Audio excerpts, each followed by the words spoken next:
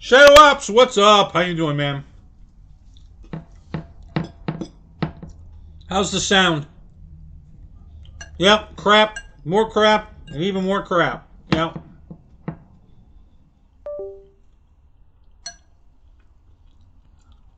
Mad Season. Welcome to the show. Have you been here before under a different name?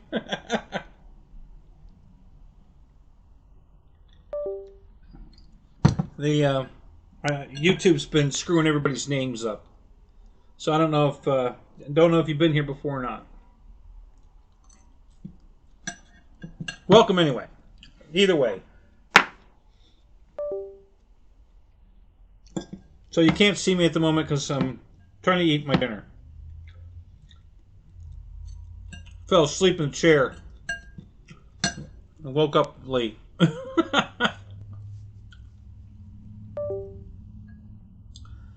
Kevin Trappin. Kevin Trappin. Wow. Michael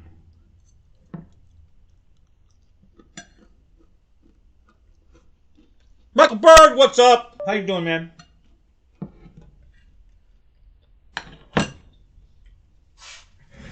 Yeah, feeding my face. Yep. I don't know how long I'm going to keep doing this. Well, we'll give it a few minutes while everybody's jumping in.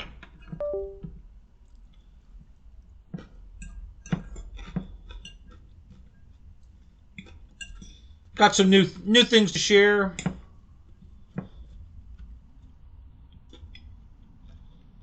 Not much in the RC aviation at the moment. It's been really cold here. I mean, really cold. Below freezing. I think tonight's going to be the coldest night yet.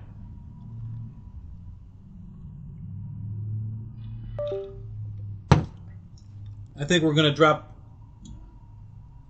below the probably into the teens tonight. I think they said. So it's going to be a cold night tonight. Of course, it's going to warm right back up, but for tonight we're going to have a cold one.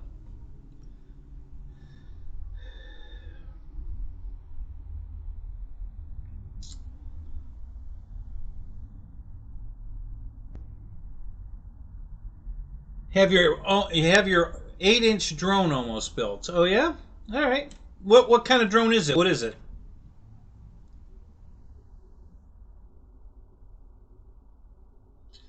Yeah, I had to go to the doctor's office at the hospital, and the hospital limo driver. It's a golf cart, but it's like a 10-seat golf cart. He told me that he remembers it snowing in Florida on this coast over here. I've been here for 40 years, and I haven't seen snow over here. Now, when I was living in New Smyrna Beach, which is by Daytona, yeah, we got snow over there. It didn't stick on the ground, but there were flurries in the air. But he said we had snow over here. I don't remember in the last 40 years ever seeing snowfall over here. But it's a possibility tonight, maybe. So, EQ, what's up? How you doing, man? Good to see you.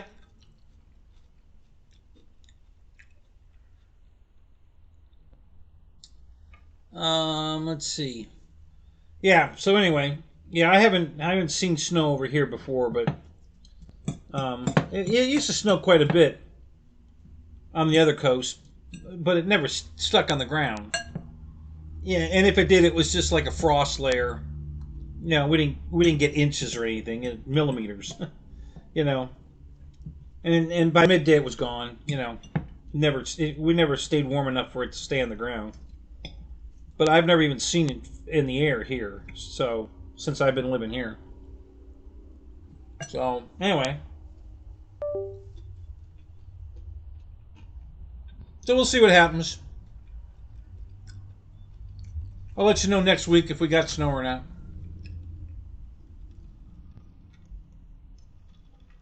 Wiggs, what's up? How you doing, man?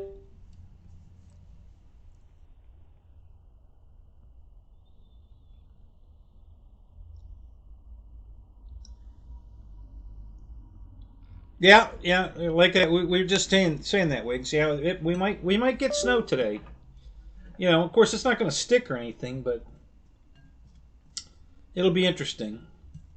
So when I was up in Indiana over the Christmas and New Year's at my brother's place, I took pictures of my truck with snow on it. It snowed one night, and we got I don't know, maybe a half an inch of snow, maybe just enough to put weight on the ground and weight on my windshield and on the tonneau cover of the back of the truck. And by noon it was gone. So I woke up early, and while the sun was low and still cold, I went and took pictures just to have pictures of my truck with snow on it, because it'll probably never see it again. That was its once and done. I seriously doubt it'll ever see snow again. Juno, what's up? Good to see you, man.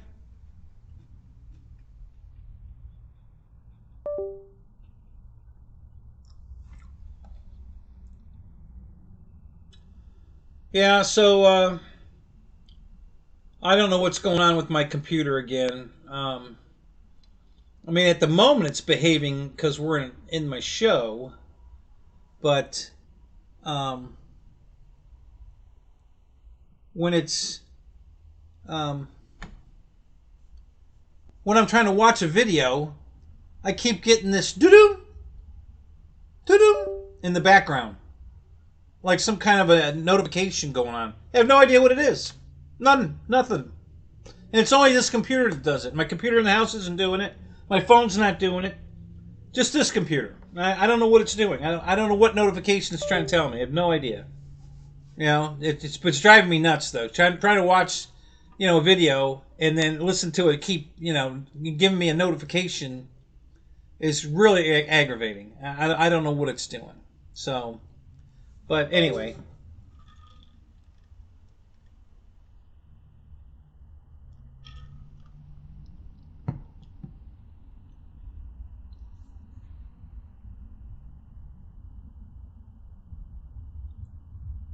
No snow in the mountains? Oh, really? Okay. I'm sorry. Did you answer me about what drone you're building? Your 8-inch drone? What is it? Is it a home built or is it a kit? We can hear the beep. Can you really? I can't hear the beep right now. It's not beeping at my end, but you guys can hear it? No kidding. Now that's funny. You guys can hear it, but I can't. So I don't know what that is. I have not a clue what that is. I was hoping one of you guys could tell me. Scratch bill. Oh, okay, gotcha. Yep. Yeah, I haven't got a clue what that is, and now you guys are hearing it. It's annoying, isn't it? Sorry, I have no idea. It's not doing it for me. So I thought we were okay, but you're getting it. So yeah. Doo-doo. Yeah, that's pretty much it. Yep.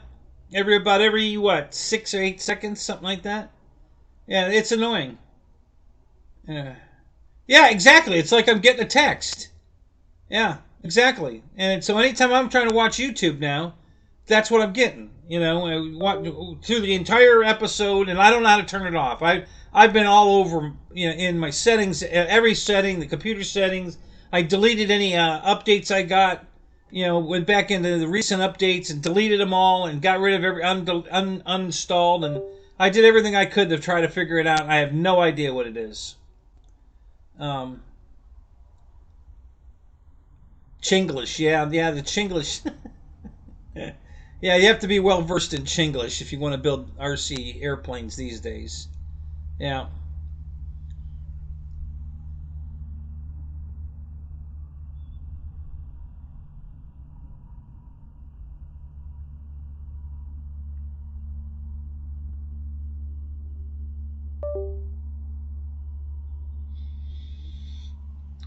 So yours makes that noise when you move one of the leads out of your USB port, but it just makes it the one, right, Mike? Welcome to the show, Mike. Good to see you. it doesn't just keep doing it, right? It just, it makes that sound when you unplug or plug something in, and it gives you that, recognition that, hey, I recognize that there's something here. So yeah, I don't know what it is. Where is my? Hang on a minute. You might be onto something. Where's my USB? Right here. Okay. Well, there's nothing plugged into it. Just the keyboard. Yeah. There's just nothing plugged in here. Just the keyboard. So, yeah, I don't know what the hell's going on. I really don't. I haven't got a clue. I don't know why it's doing that. Oi, oi! Reckaroy! What's up? How you doing, man?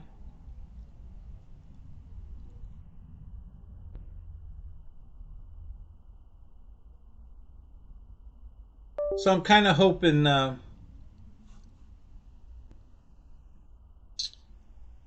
McNeil comes in. I hope he comes here instead of Spencer's Zoom session. All is good in the Pacific Northwest. Well, good. Good for you, Mike. Oh, that was Roy. Wreck 'em Roy. Yeah. Well, that's good. You getting snow up there? Craig Beaven, what's up? How you doing, man? Good to see all you. Good to see you. Made it through another week. That's fantastic. About time you see me? Oh, okay. All right. Yeah, I'm done. I'm gonna take a break from this salad. I'm over it anyway. Let me put it over here. Get it out of the way. All right. We'll get back to that later. All right. So let me move a couple things around here, and we'll switch it on over. And ta-da! You asked for it. You guys asked. You wanted to see it. I was trying to save you the punishment of actually seeing me, but you guys asked for it. So be careful what you wish for. That's what they say.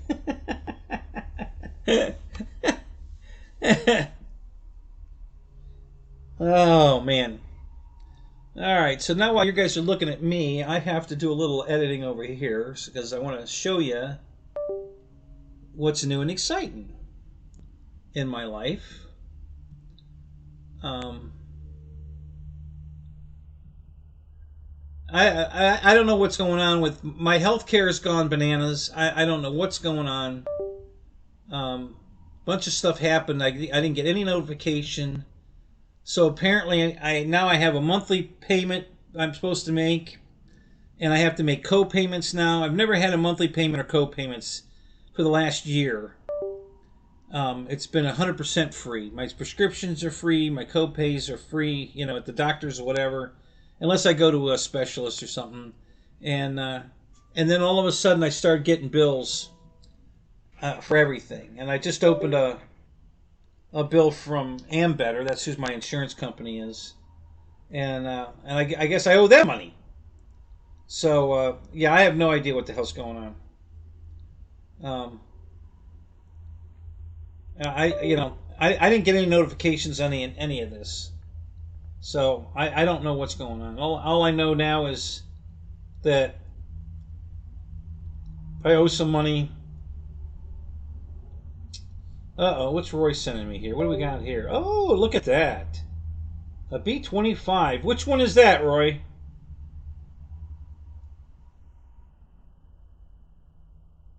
You got snow in your mountains. Yeah, I see it there. So which B-25 is that?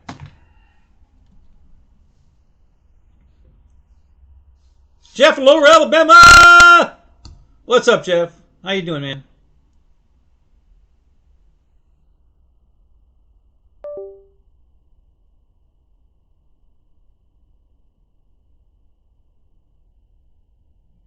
Oh, the free wing B-25? Okay. All right.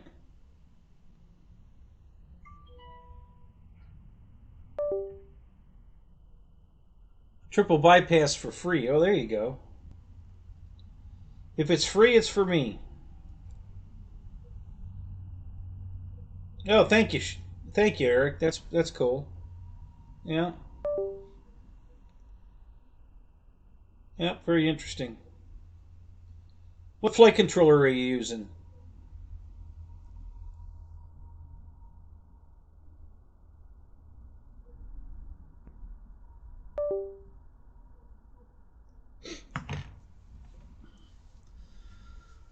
It almost crashed. Oh, that's not good to hear. Why did it almost crash?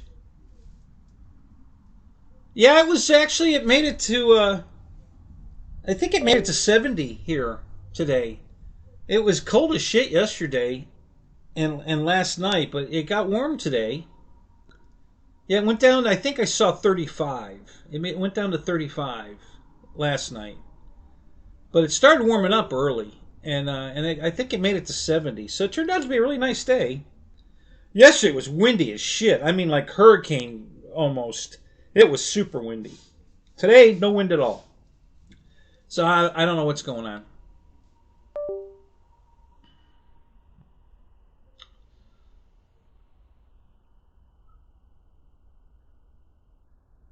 Um,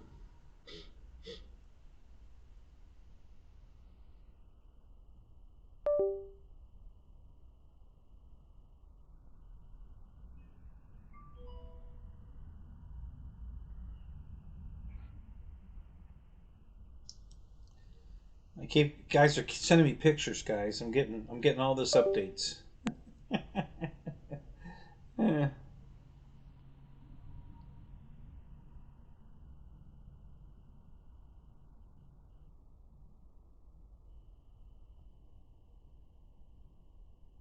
Okay, so Shadow sent me a link to the ESC or the flight controller that he uses. Flight stack, an F722 flight stack. There you go. All right. Yeah. So anyway, Freewing 810 and a Phoenix model, 55. Freewing 190 ARF. Both new in the box. There you go. Way to go, Wiggs. Yeah. Yeah, I got the P47 recently from eFlight. Haven't put that one together yet. So I got the extra 330 together. It's got it's programmed, ready to fly. That one's propped, balanced, and all that one's ready to fly. I got my the SU-27 is put together. Still have to put a receiver in it and then program it, but and then there's two screws I have to swap. I got them. I can't find the instructions. I don't know what the hell I did with them. I guess I should go back and watch my unboxing video and look and see where the hell I put the instruction book, because I can't find it. I don't know what I did with it. So I had to wing it without the instructions, and so I think I got two screws swapped that are not working right. So I just have to swap them. No big deal. I think I got the rest of it right, and it's all together. Everything seems to be the way it's supposed to be. So I just have to put a receiver in it and program it.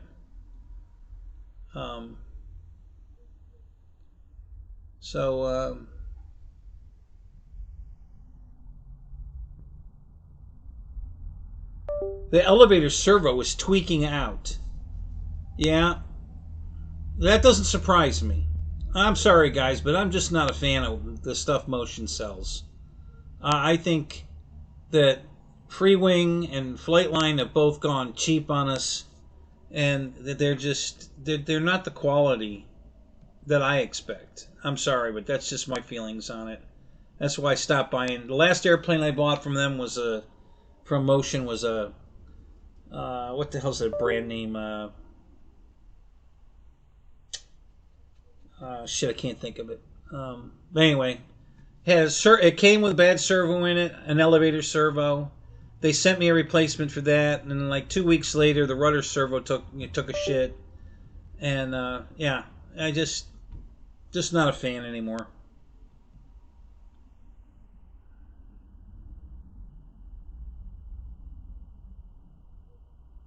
Well, Eric, they're just lemon receivers is all that is. The Admiral receiver is nothing but a rebadged lemon receiver. That's what it is. You can buy lemon receivers all day long. Michael Bear, what's up? Good to see you. David, what's up? Crystal, good to see you guys. Welcome. David, you'll be interested in this. Don't go away. I got some interesting news. You're going to like this, so stick around. Philip Cochran, what's up? Way to go. Good to see you guys. Man, this is great. What are we up? We're up to, what, 17 people here? Something like that. It was 11. I think, I don't know. I can't, the new matrix they've got us, I don't understand what the fuck is telling me. YouTube switched it all around. My analytics are just ridiculous. I don't understand them now. So, anyway. Yeah, good group so far tonight. Yeah, this is good. We're doing good. Very happy with this. Jackson, what's up? How you doing, Chris? Good to see you, man.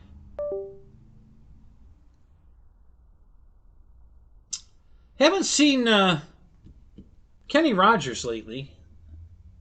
I don't know if he might be in Spencer's Zoom.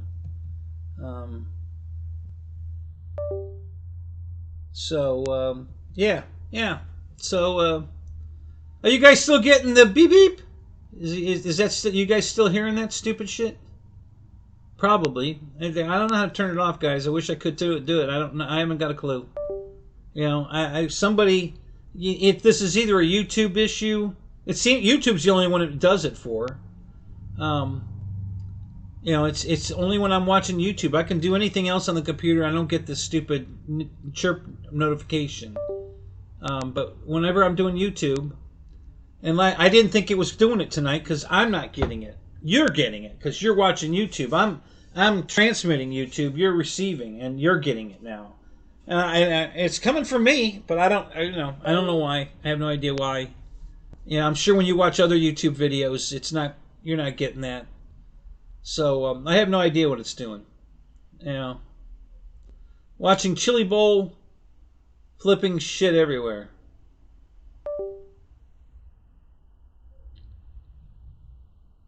You're not hearing it. Oh, well, that's interesting. Okay, so Michael Bear's not hearing it. Don't touch any. I'm not touching nothing. I'm not pushing any buttons, Chuno. I'm not. I'm my hands off. No, I haven't been pressing any buttons. Last week when I came out and booted my computer up, there was some kind of update happened, and it's been beeping at me ever since. And I've been spending hours and hours out here trying to stop it. I uninstalled every new. I went through all new software, anything that was new that updated. I removed it, uninstalled it, and deleted everything. I went into YouTube settings. I went into my computer settings. I went into and I've looked everywhere trying to figure out where that beep is coming from. What is it trying to tell me? And I can't find it. I don't know what it is. So, I can't shut it off. I was hoping one of you guys had this problem and figured it out and you could tell me how to stop it, because I haven't got a clue. The only thing I can think of, and I just thought of it just now, and maybe if what do we got here? That's OBS. That's game. The scanner. Why is that? I did have this in the living room. Okay, that's a scanner. That's the stem. I thought it was the stem thing. I did that. Undid that update. Yeah, I can't figure out. Okay, I've just found in my AVG I have a new notification. I have no idea what for. Let me see if that. This is what I thought it might be. Yeah, 14 performance issues. Yeah, I know. Yeah, I don't need those. I'm going to turn this off for right now. Let's see if that stops it.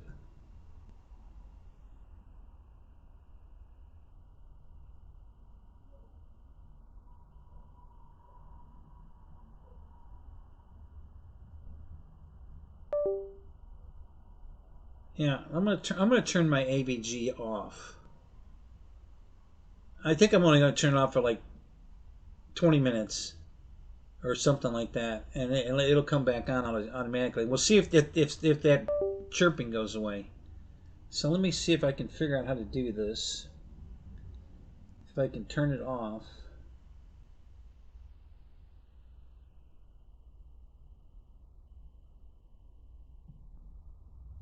Um,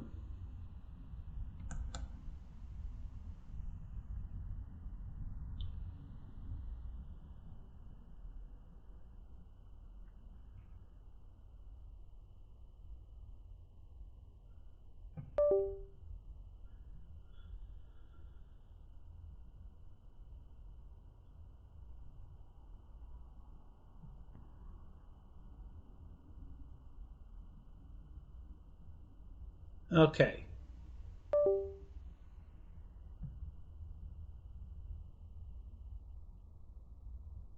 Okay. Did it stop? I turned it off. I turned my AVG protection off. Are we still getting the beep? Yeah, I'm touching buttons. Yeah. Oh no! Ah! It stopped? No shit. Now Roy says he still hears it.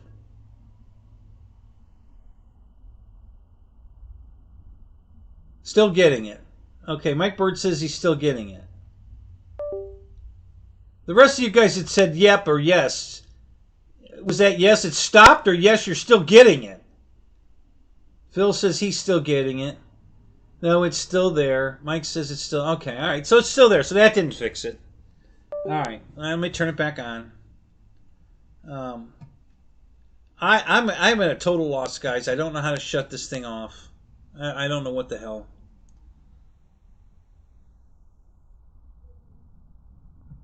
I really don't. I haven't got a clue how to fix it. I don't know why it's beeping. I don't know what's causing the beep. If I knew what it was, I could probably figure out how to stop it, but I don't know why I'm getting it. I don't know what that notification's for.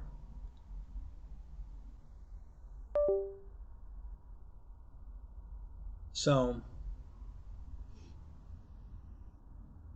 somebody changed. I guess it's YouTube changed something, and the settings in my computer are not compatible with the setting. I guess I don't know. I have no idea. So, but I'm just letting you guys know. I wish. The computer at Napa makes the same sound. Oh yeah.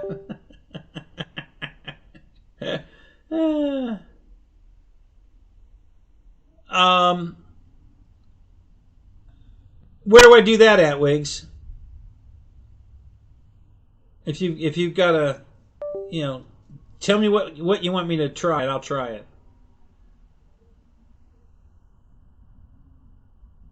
Exactly, like I'm somebody important getting a ton of messages. Yeah,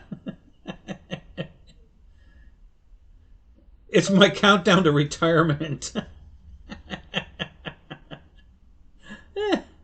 I'm already retired. I think it's just my countdown to death is what this is. All right, let me see if I can, while we're playing around here, I'm going to share some photos with you. So let me go, I guess, let me think here. Where do I want to do this at? I guess I got to do it here. Okay.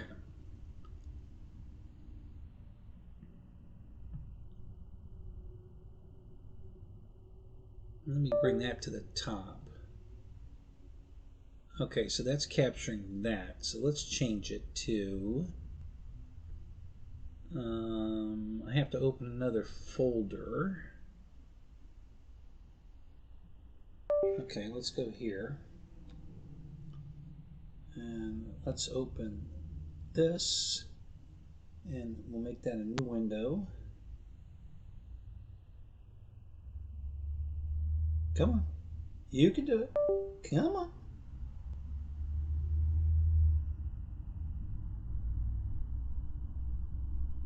There we go. Okay. All right.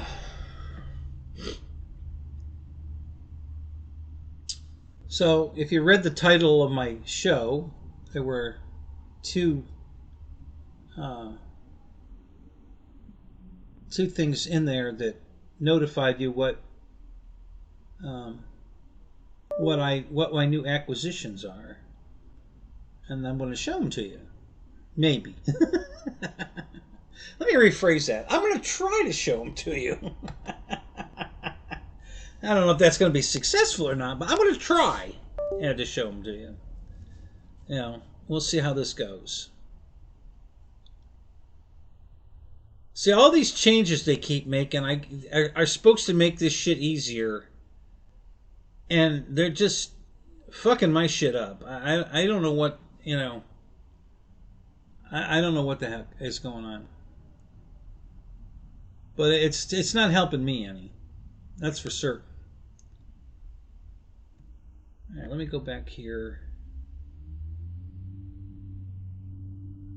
I don't think I think it's going to be easier to go this way. I think.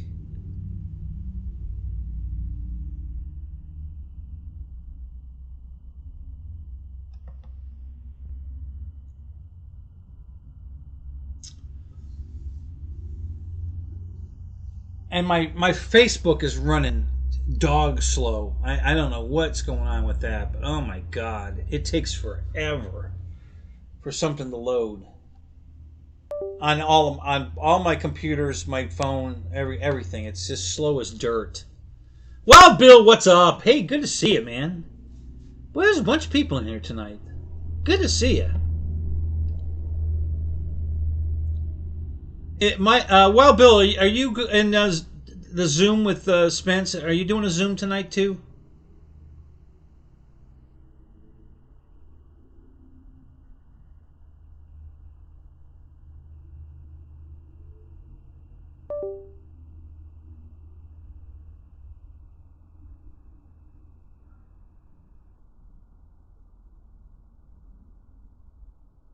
All right, let me.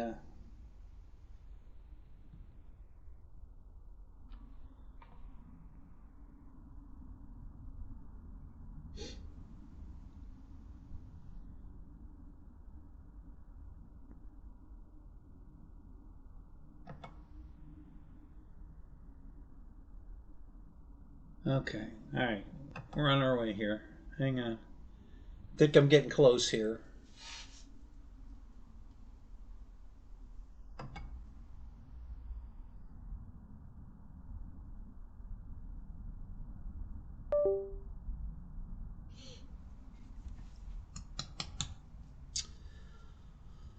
I didn't get a chance to take pictures of it. Long story. But I did. So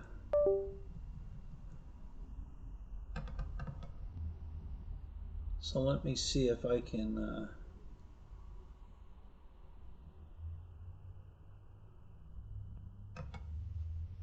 Okay, it's opening a new page. That's what I wanted. Okay, let's see if.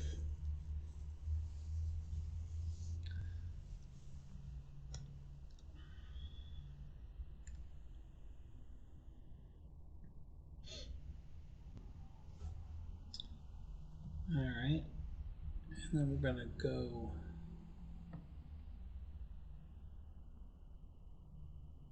Sorry, guys, I have to push buttons to do what I want to do. To show you things, I have to push buttons. Let's just hope I know what I'm doing with these button pushes. I think I do. I'm pretty sure I got this. But you know, you just never know. You know, I'm not gonna claim to be any kind of expert or anything, but I think I can do this. I'm pretty sure I can do this. We're gonna find out right now. So yeah, that's the picture I want right there. Okay, now let's see if we can capture that. I have to go back to here. Okay, and we're gonna go to here, and we're gonna change that to, no, not that one. Nope, not that one.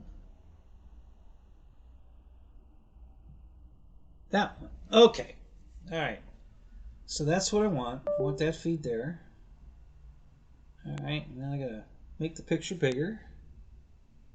See, I told you this is working.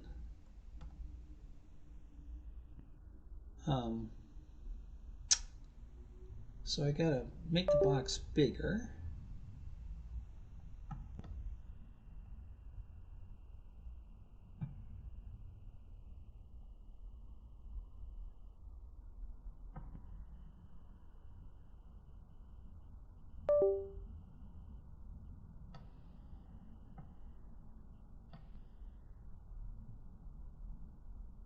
It's not, what? Why is it doing that? That's so weird.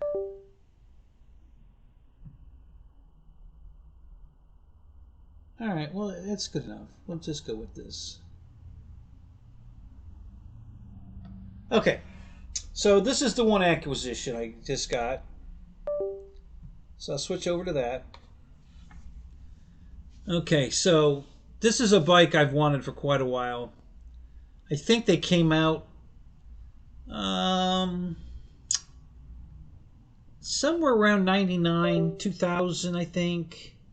This happens to be a 2007. This is not a Honda promotional shot. This is an actual picture of the bike I bought today. It does have aftermarket exhaust pipes on it. If you look underneath the bags, you can see it's got some kind of aftermarket exhaust on it. But it's in really good shape. There's some scratches. You know, you can kind of see scratches on the fender, and there's scratches on the top of the saddlebag. They're very minor. It's not a big deal. I'm good with it. The bike's in really good shape. It rides beautiful. Oh my God, it is so smooth. Just a beautiful motorcycle. So I bought that today. It's an 07, so it's a 2007 model. It only has 39,000 miles on it, and got brand new tires on it, front and back, brand new battery, fresh oil change, I think a fresh tune-up. Starts right up, runs perfect.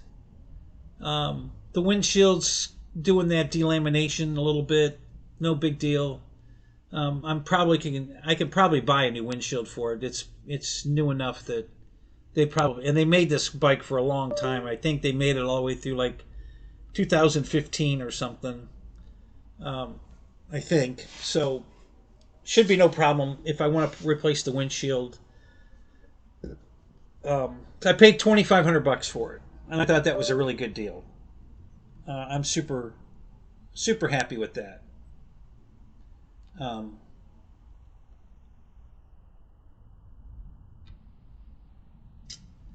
So let me get back to the comments here.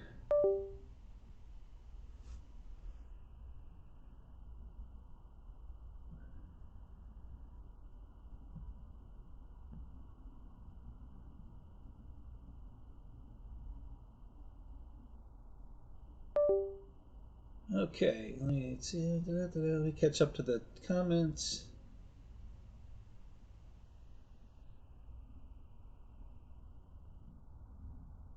Sounds like a cafeteria machine. No, well, I don't. Like I said, it's the only computer it's doing it on is this one. You know, my one in the house. It doesn't do it. It doesn't do it. We watch YouTube on the TV in the bedroom and don't do it there. My phone doesn't do it. Yeah, it's just this computer for some reason, and it just started doing this. I have no idea what it is. So Ryan got the new Timber. Anybody else thinking about getting one? No.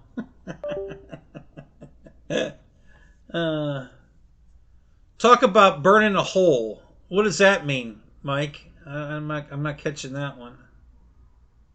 Yeah, I bought this. Yep, Roy. I just I would have voted home, but whole nother story. My PayPal, uh, they never told me that there was a problem with my PayPal, and I've been buying stuff through PayPal all along, right up until today.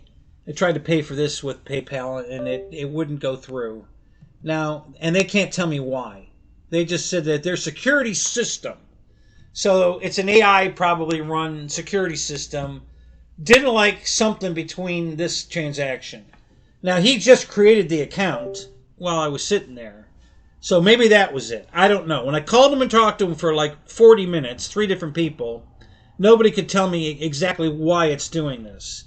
But they said it should clear up in 24 to 48 hours. And I'm like, well, I kind of need the money right now. I can't wait 48 hours. And they're just, well, I'm sorry, but there's nothing we can do. That's the system, blah, blah, blah, blah, blah. Well, whatever. So, anyway. So I gave him a $200 deposit, so they're holding it for me.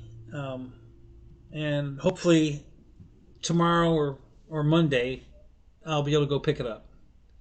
And it's real close. It's not even 7 minutes from my house to the house where this is at. So it's right down the street. I mean, literally, I could walk there if I wanted to. But anyway, yeah, I'm real happy with it. Super nice. I've been wanting one of these for ever since they came out with it. I think it was either 99, I think, or 2000 was the first year for this. I can't remember. And then Yamaha came out with the FJR, which is the same. It's a 1300. They're very similar looking bikes, and I would have taken either one. I actually tried to buy an FJR 3 days ago for $2,400. Typical guy salesperson on somebody selling something on Marketplace, no response. I sent a message, no response, and then the next response I got the next day was sold. So somebody else bought that one. So I bought this one, and I think now the other one was blue. The FJR was blue, which would match the blue. I have a Yamaha now that's blue, a GTS 1000. And I was hoping to get the FJ to go with that, and that I've had like bookends, 2 blue, same size motorcycles, physical size. They're really very similar in size. And don't worry, he won't see it.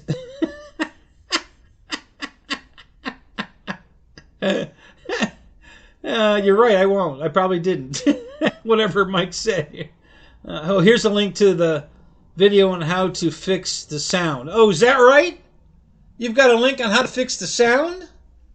Let me look at that. Holy crap, really? I'm not going to watch it right now. I just want to see what they call it or whatever. I'm not going to try to fix it right now. And if one of you guys want to watch it and tell me, hey, it's a real simple fix, go ahead and do it.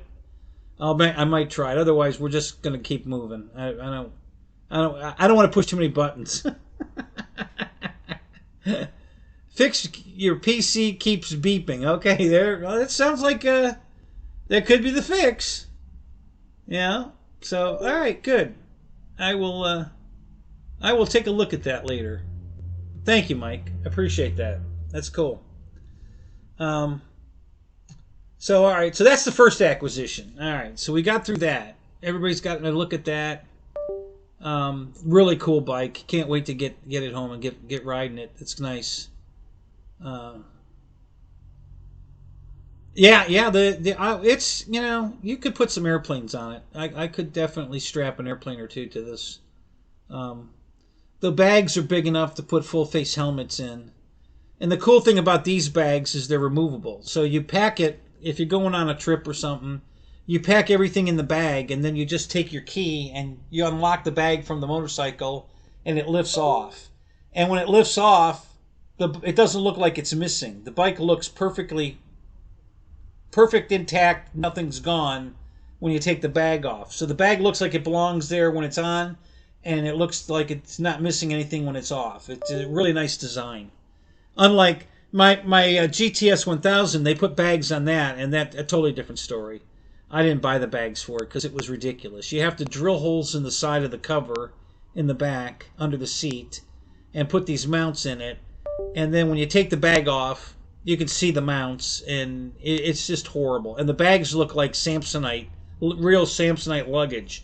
Not a nice, graceful, aerodynamic looking bag like this. It's just a big square box. It's ridiculous. So I never bought the bags for that. Well, but Eric, by the time you're ready to buy it, when it's back on sale, hopefully we'll have the PayPal fixed. Well, actually, trying to do what I need to do for you won't be a problem. I don't think it's what I'm trying to do. So it lets me buy things. It's not letting me send somebody money. That's the difference here. I'm trying to send somebody money, and it won't let me. He's not sending me money. I'm trying to send him money, and it won't let me.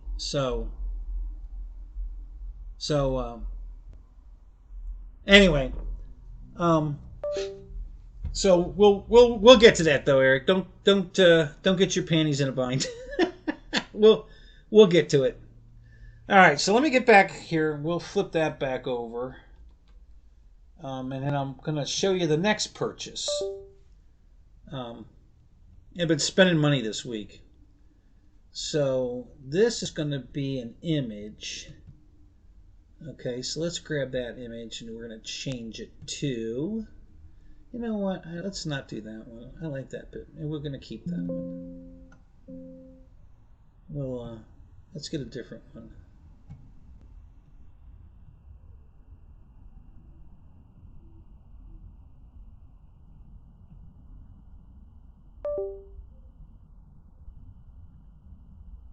Yeah, that one's fine. We'll take that. We'll take that one down and put this one up. Okay.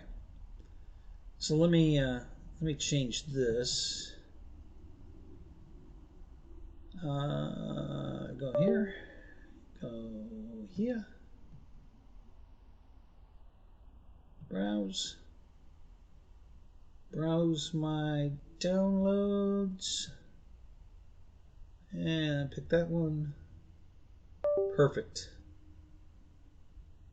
Now we'll go OK, and let me make the picture bigger. Not quite that big.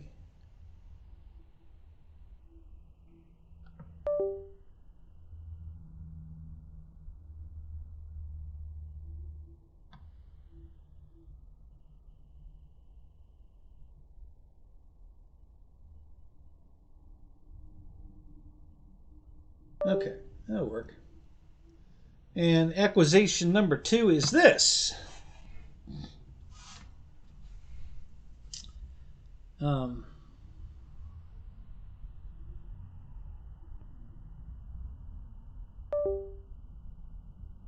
Yeah, well, Mike, I'm not spending. I'm not spending. An interest payment on what you spent. We're talking about very little money here. I didn't buy a P1. Yep, you're very close, Juno. Yep, this is the Pontiac version, but you're right. It's a Holden, it's a SS, it's the Caprice PPV. Yeah, all of those, all of the above. That's what this is. Yep, it's a Holden Commander or Commodore from Australia, built in Australia, imported to the United States. This one is an 09. In this beautiful blue, and it's in pretty good shape, and really happy with this one. It's a really cool it's a really cool car. I really like. I really wanted the orange one. They're impossible to find. It comes in this like sunrise orange, and it's beautiful. But the blue's nice too. I really like it. I would have taken a red one. Actually, I didn't care what color it was. I liked them all. But I got this one. It's got Camaro wheels on it, but he gave me the Pontiac wheels, so I have both. And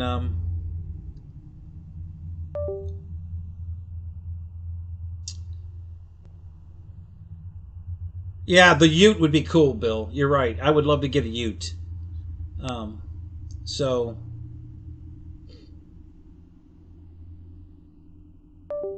oh, you've got one of these, Mike? You've got a Ute? Do you really? Oh, that's what color's your Ute? Tell me it's purple or that lime green. Yeah, mine's on the correct side. Yeah, this is a left-hand drive. Yeah, it's on the correct side.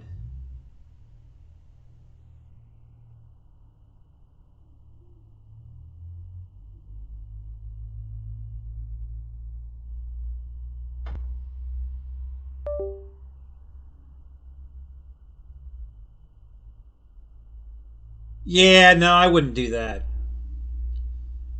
Just listen, I buy every. You know me, guys. It's got to be on sale and free shipping for me to buy it. So I got a really good deal on this one. It's not a total loss. Most of the ones that are affordable are total losses, and they're asking way too much for them. This is a clean title, two owner, um, and really good. It's straight. There's no dents in it anywhere. The paint's really good. He just had a guy wet sand and buff the whole car to this brilliant shine, and then they ceramic coated it. So poison ivy green, yeah. Is that what you have, Mike? is that your Ute? Is that what do they call it? That is that what color they call it? Um, Yeah, Freddie from Tavares YouTube's channel he had a purple Ute that he had shipped in from Australia, and it had some damage. He fixed it, and then he gave it away. Yeah, they went. There's a big event every year, and you're not going to believe this, but this giant event for these cars, they had 600 cars there last year. It's at this guy's house. And he parks 600 cars there, and it has to be a Pontiac. It has to be one of the Holden chassis. Nothing else is allowed to come. It's just anything that's a Holden import. So the SS, the Caprice, PPV, police pursuit vehicle.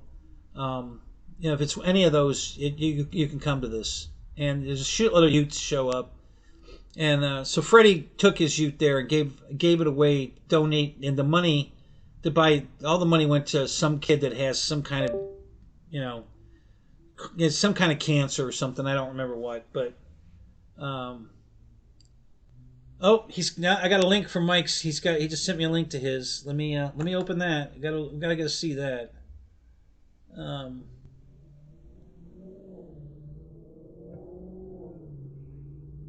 So I might go to it. I think it's in September. Oh, nice. A red one. Yeah. God, that's beautiful. That's pretty. Now, does the nose look like the Pontiac nose, or does it look like the Holden nose? What? Because I saw one of these that had a Pontiac nose on it, and I figured somebody did that. It didn't come that way, but you never know. The split grill. I don't know. Yeah, that's beautiful. Yeah, I would love to get one of those. So my fender, if you look at the fender, it's the same fender. It's got that same, right there at the body line, that marker light on the side of the fender. It's got the exact same. It's the same fender. The only one that's different is the SS. The SS fender's different. It'll fit. It's the same size and everything, but that horizontal light is vertical on the SS. So, but yeah, that's beautiful. Very nice.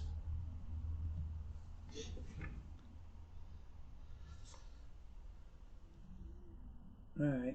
It keeps trying to make me take somebody's moderation away. I don't know why it's doing that.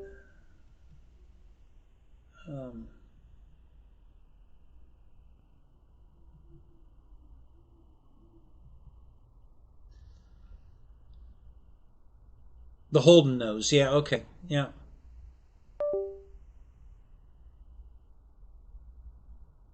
Yeah. So anyway, that was the new acquisition. I brought it home. Let me show you I'll show you a picture of the back of it. the guy put a lot of extras on this thing. He really spent some money on this. And I got all this stuff for, included. I paid $12,000 for it, which was cheap because most of them are going for 14 and up, and that's usually a total loss when at 14 that somebody rebuilt.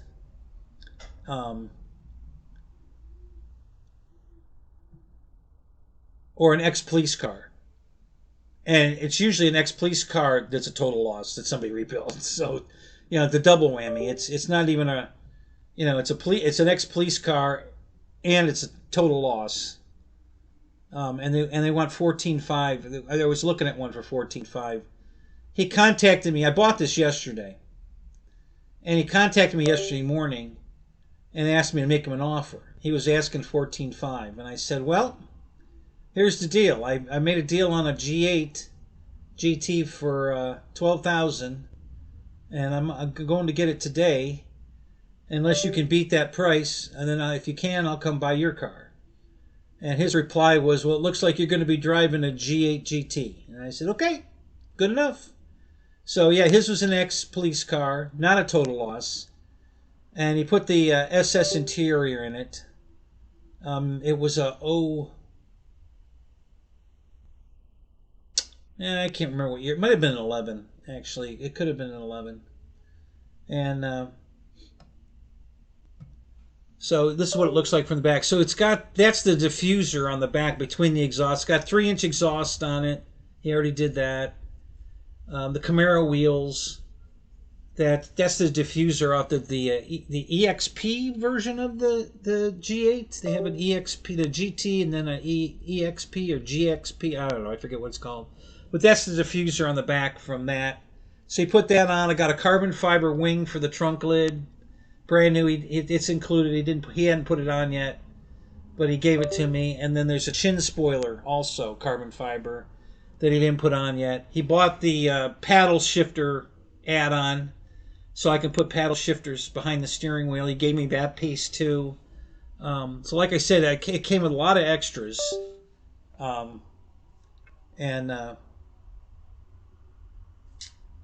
There's I've got an extra, that Pontiac, I think it's the badge on the trunk lid, that Pontiac emblem in the middle. There's a brand new one of those. There's a 6.0 liter badge. There's 2 of those. He was going to put them on the fenders next to the, or below that, that marker lamp on the side fender there. He was going to put them under there, I think he said. So he gave me those. I didn't, so this just so I, and then I got the Pontiac wheels too. He gave me the original wheels. Yeah. So I mean, it's a good deal. I got a good deal on it, and I really love the color. It's a really nice color. So I think I did all right. It was good to get it for 12. I think I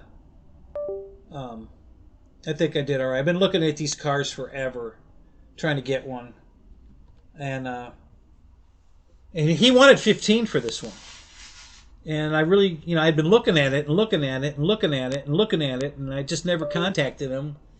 And then I don't know, I guess God finally told me, hey, contact this guy, because yesterday morning or the day before yesterday, I sent him a message. Hey, your thing's been on here for 3 months. What's your bottom dollar? What's the least you'll take for it? And he told me 12. And I thought about it, and then I kept looking at all the other cars I'd been circling around for the last 3 months that haven't sold either. And I'm like, man, it's a real car. It's not a clone. It's not a total rebuild. It's, the motor's been redone. It's got all the good shit in the motor. The new cam, lifters, I forget, it was dynoed at 407 rear wheel horsepower, I think he said. Runs good. It's quick. LS3 motor. So I thought about it, and I thought about it, and I thought, you know what? Damn it. I'm going to pull the trigger. Screw it. So that's what I did. So I brought that home yesterday, and then late last,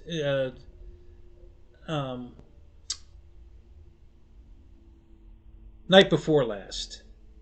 Yeah, I went and got it Thursday night. Got home really late. Had some trouble with the trailer coming home, but we got home okay.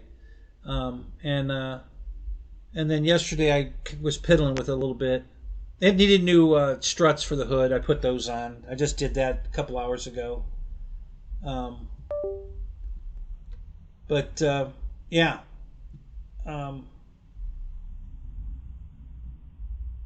Where'd my... Oh, I know where it is. It's here. Yeah, I couldn't find my show, but it's behind the front view of the Holden. That's blocking my screen. So now we're back. Okay. Yeah, so I thought about it and I decided I'm going to pull the trigger. So,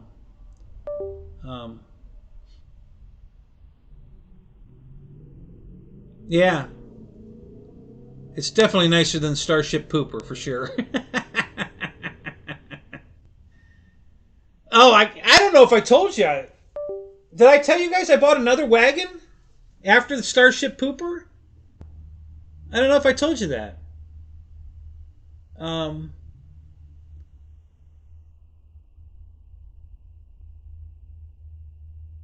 What happened to the Butte? Who are you asking that to, Mike?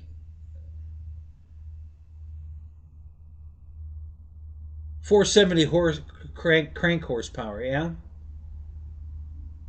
The Vomit Comet. There you go. Yeah, so it was really funny. I had been looking at this wagon for a while. It's a Caprice wagon, so it doesn't have the glass roof. And the pictures are kind of eh. And I think he was asking $2,500 for it.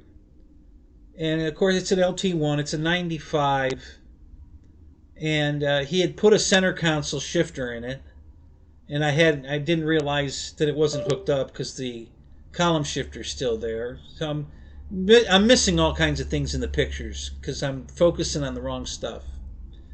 And but meanwhile, I keep looking at the car, and then my buddy that has an Impala that's down the road here from me, he texts me, "Hey, have you looked at this car?" And I said, "Yeah." He says my buddy's going to buy it. And I said, "Really?" He goes, "Yeah, he got him down to $1,800." And I said, "Okay, that's cool." And but he won't go get it. And I told him if he doesn't go get it, he's an idiot, because it's got all kinds of extras on it. The wagon doesn't come with rear disc brakes, but there's a conversion. This car has the conversion already done.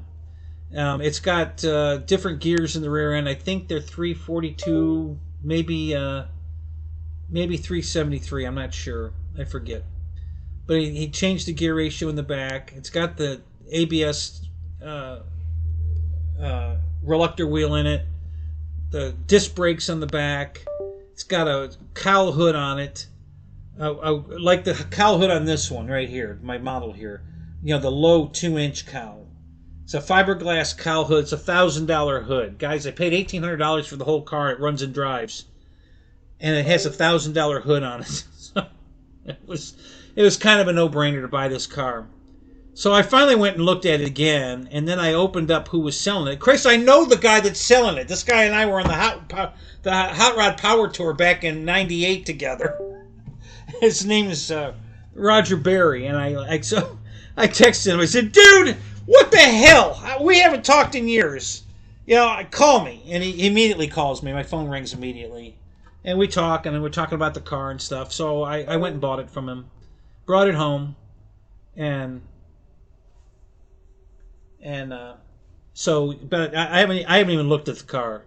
But a couple of the funny things about it that I didn't even realize until I figured it out before I went and got it even. It's got crank windows in it. Now, I've never seen a 94, 5, 6 Caprice, Impala, wagon, whatever, with crank windows. I've never seen it. I didn't know that existed. And I was looking at the armrest where the buttons are, and the armrest on the passenger door from the picture I'm looking at, there's no buttons. And I'm like, how are there no buttons? I mean, there's got to be a button for the door lock and the window. And then I look below it by the speaker grill, and there's a crank. I'm like, oh my God! This car has crank windows? Are you kidding me? I didn't even know that existed. So it was 11 o'clock at night. I called my buddy back. Did you see that this car's got crank windows in it? He goes, no, I didn't see that. Are you kidding me? I know. Go look at the picture. So he didn't see it either. He couldn't believe it either. He was cracking up. Neither one of us caught that it had crank windows. So, Christ, that makes it a collector piece right there. Christ, there probably aren't 3 in the world that have crank windows in them. It just wasn't done, you know. So anyway, so I bought that wagon. It's pretty rusty underneath. I haven't played with it at all. I just unloaded it off the trailer in the yard and put it to bed for now. But I'll probably go throw a battery in it and drive it into the lift. It's pretty rusty underneath, to the point where I don't think I'd want to fix it. I think I'm going to part it out.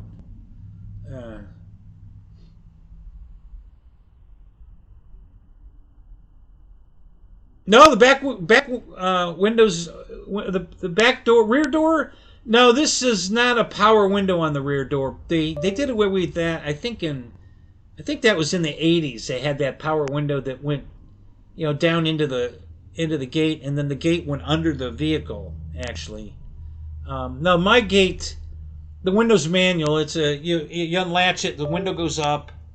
And it has struts on it to hold it up. And then the tailgate either opens like a door or it opens like a gate. It'll open either way. It's one of those dual action gates. So you can either open it like a door or open it like a gate. And then it's got the tail gunner seat in the back so that you can put 2 or 3 people in the back seat. They're facing backwards, so they're looking out the back window while they're riding in it. So the car, you can put 9 people in this car. And so yeah, they call that the tail gunner seat. So, but yeah, no, it's just a regular piece of glass. It's hinged, and it latches against. You put the gate up, and then the window latches to the gate, and that's what secures it. So, yeah. So I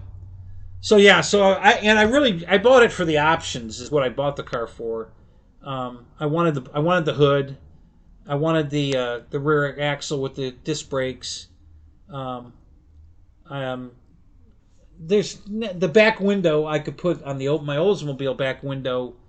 The window's not broke, but the hinge broke, and the way the hinge mounts through the glass, because there's actually a hole in the glass the hinge mounts through. I need that hinge, and you can't get them. And this has got 2 good hinges on the glass, so I could transplant this piece of glass onto my Oldsmobile, and that would make that 100% again. I mean, I fixed it, but there's a bolt going through. On the one side, it's just this nice decorative cap, and the bolt goes through it, out the bottom, and you put a nut on the inside. Over here, I've got a bolt going through because, it broke, and the only way to fix it was to put a bolt through it. So it's totally functional. It's just not quite as pretty as it was with the decorative piece. No big deal. Not losing any sleep over that.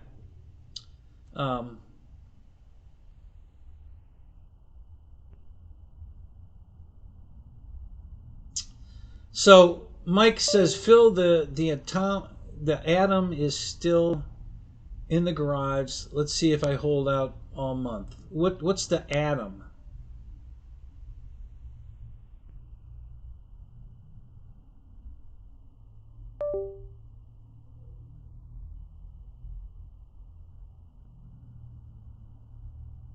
Yeah, trans back door. It swings both ways.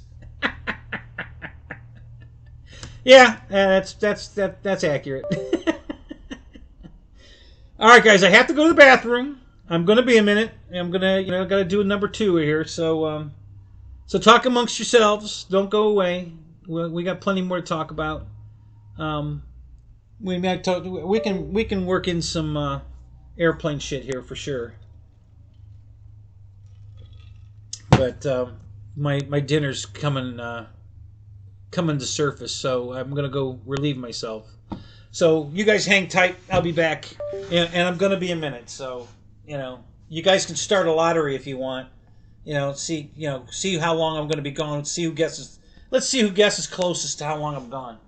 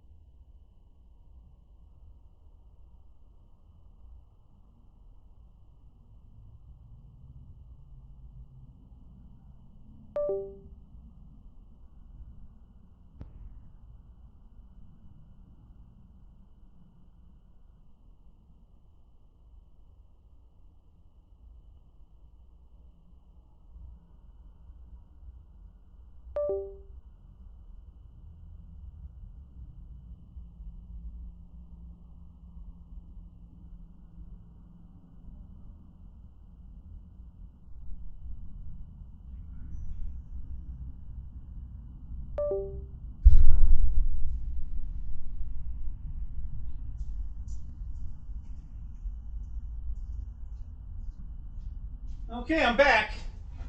Who won the pool? Yeah, that was not too bad, was it? I don't know. I don't think I was gone too long. That felt like it went pretty quick.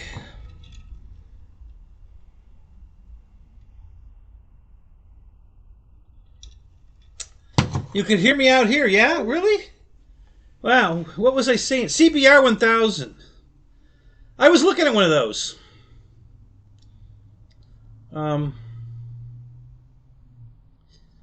Yeah, it was.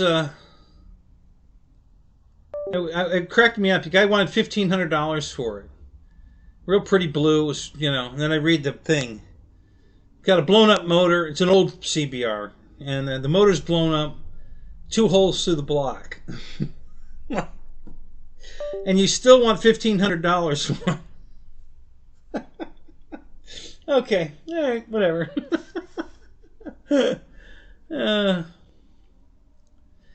Oh, don't retract your message, Mike. Damn it. Oh, not. I keep forgetting who Mr. Zeke is. Hang on a minute. Damn it. Anyway. It's hard to keep it straight, guys. It's not like 1 or 2 of your names changed. A whole shitload of your names changed. Robert, that's it. Thank you.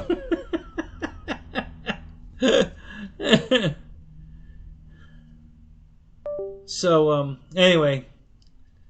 So let's see.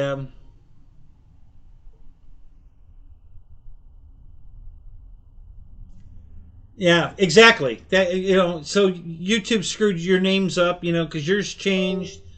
Eric, EQ's his changed. Mike Bird's changed. It just a lot of your names changed, and some of them don't match anything resembling your name. So I have to just kind of figure it out.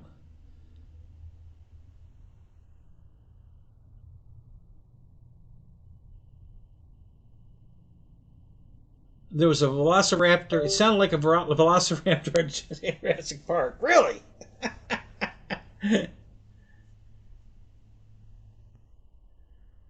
Oh, is that how you fix it? You go to YouTube settings and change it from handle to name?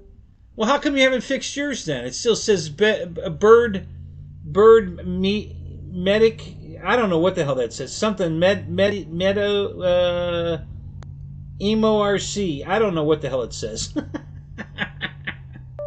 It used to say Mike Bird. It doesn't say that anymore. So anyway, so I took the G8 for a drive today, just to stretch its legs a little bit, and I put 2 new hood struts on it that the hood wouldn't stay up. Silly struts. I'm finding out that it's very hard to find parts for this car. I had no idea. I would have never believed that a Pontiac, Chevy SS, Chevy Caprice, PPV, Holden import car would be hard to find parts for. But it's very hard to find parts for this car. So I'm a little worried. But the only thing, when I make investments like this, I make sure that I buy them right. I can easily sell this car for what I bought it for. No problem. So, after I'm done claying it and polishing it to make it even prettier than it already is, and maybe put the Pontiac wheels back on it, I don't know, and put all the carbon fiber goodies that came with it, the paddle shifters. Once I get it all dialed back up to the way I want it, I'll easily get my money back out of the car. So I'm not married to it, or I'm not going to lose money on it.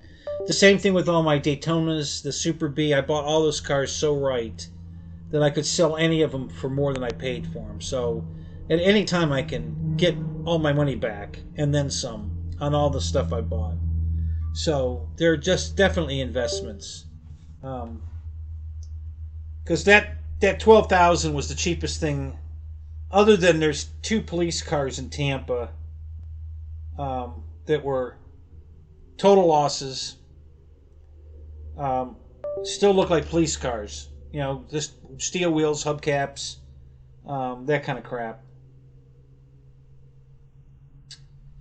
And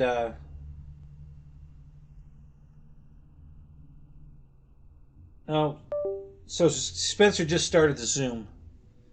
So if you guys go to the Zoom and Paul McNeil happens to be in the Zoom, let him know I just bought another motorcycle, because he'll be really excited to hear that. So let Paul know if you guys see him in the Zoom. So I've been puddling with cars today. I at the show, I take the car to a show every week now. It's just a get together. It's not it's not a pay entry kind of show. It's just a come hang out thing. When we do this a lot here in Florida. Okay, you can go to a hangout show every night of the week somewhere, and some nights there's 2 or 3 to pick from. So, but on Tuesdays, right down the street from the church that I have dinner at every Tuesday night, there's a hangout show. So I've been going to that every week with my Daytona, and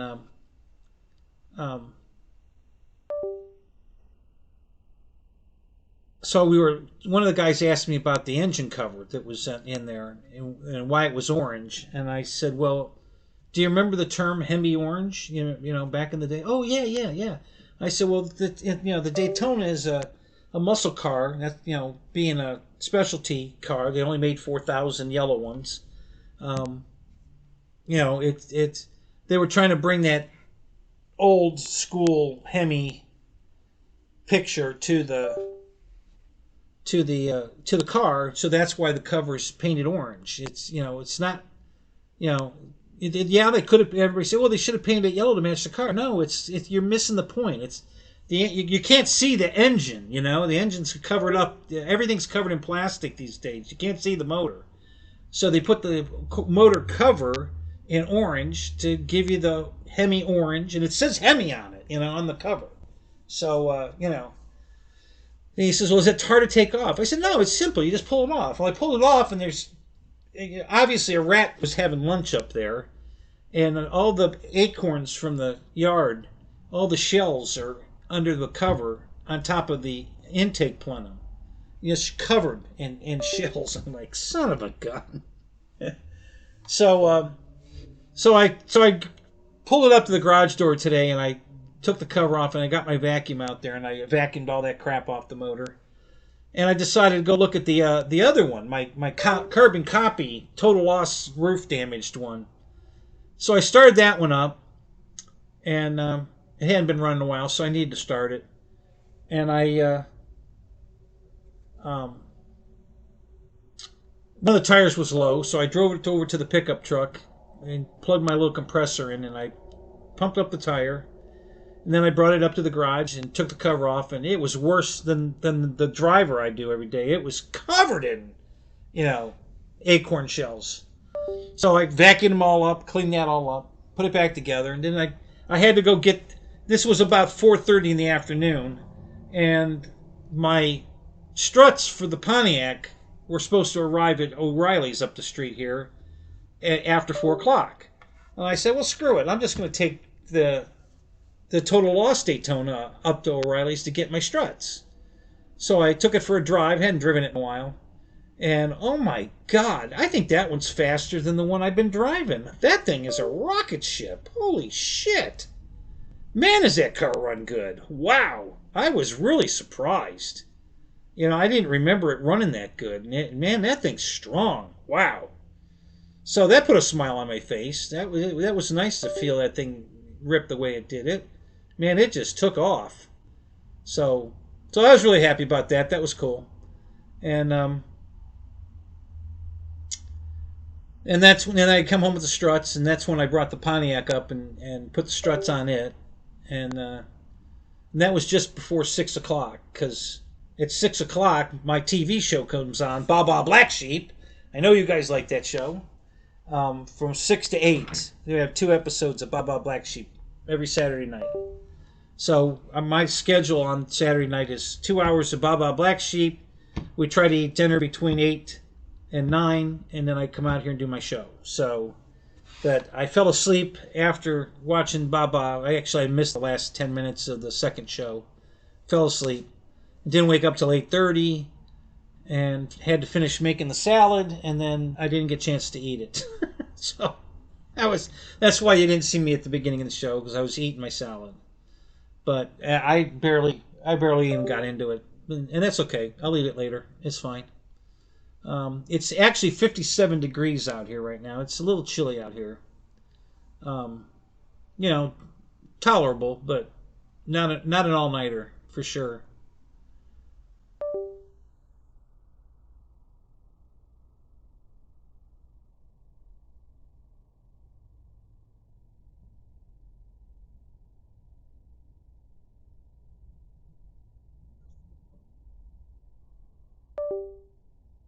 Is that Robert? Is that where they filmed it at? Was at this Indian Dunes place? Is that where Baba Black Sheep was filmed?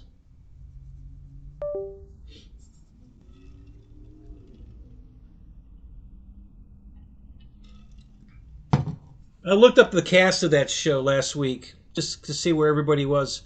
Most of them are dead. Almost everybody from the show's dead. There's very few left. Larroquette's alive, obviously. We know him, but yeah, most of them are all dead. I was really shocked. I didn't think that many of them would be dead, and they got almost all of them are. It's kind of sad. Um,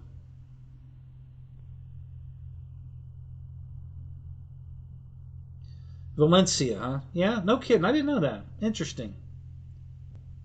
Yeah.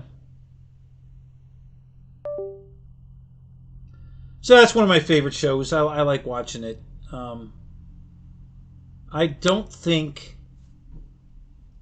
there might be now. I haven't looked again, but I think there might be a dedicated channel on Pluto TV now for that show.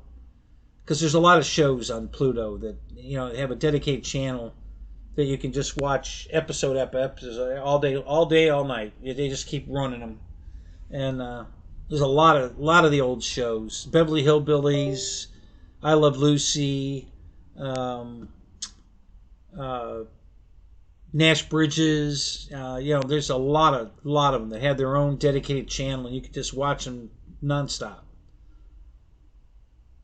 So yeah, oh yeah, the Corsair planes were cool. And I was surprised. Of course, what year was that filmed, Robert? Um,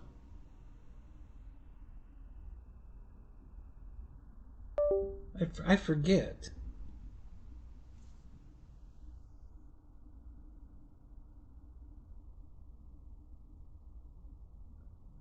I was surprised how many flyable Corsairs they had, because I think there were a couple of shots where there were 7 planes in the air. In 75, is that what it was? Um, of course, I think there's more now. That we keep, restoring wrecked ones and taking museum pieces and making them airworthy again. Um, so yeah, there's quite a few. Um, I think there's.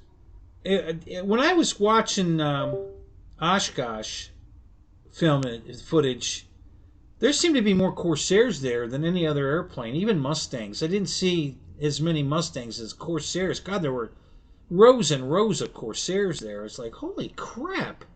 How many of those are still airworthy? So, 76 to 78. Okay. Um, so yeah, I was just impressed with that. And I've got a shitload of them. I think I have 8 or 9 flyable Corsairs myself. At least that, because I know I have a whole rack over there, and then there's one there and one there. There's two. There's 2 in the shop in the hobby room here, right here, and then there's a whole rack that holds 8. So that's 10. And I'm sure there's more.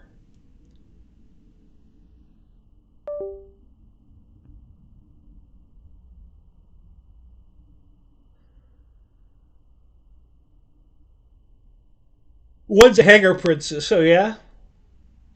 Um, you have 32 flyable Corsairs. No kidding. Um,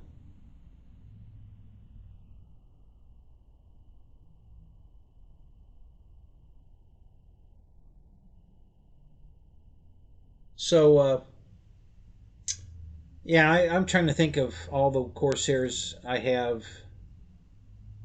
Um, the first one I bought, I cannot remember the name of the company, but it had a mechanical landing gear that was really cool. It had planetary gears that rotated the wheel and raised it through these plastic planetary gears, like a differential in a car. And I thought that was really cool.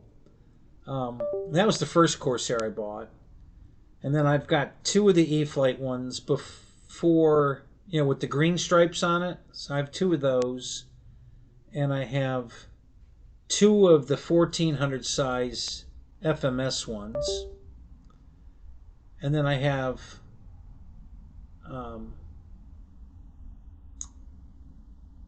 let me think. I have the Banana Hobby one with the folding wings, the 1600 size one. I've got the 1700 FMS Corsair there. Um, let's see, what else do I have?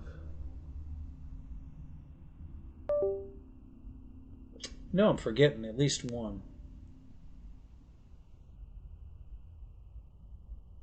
Yeah. Anyway, got a few Corsairs. I have the most Mustangs, um, and only because back then FMS had, I think, 8 different color schemes on the Mustang, the 1450 size one, and I think I have 4 or 5 of those paint schemes.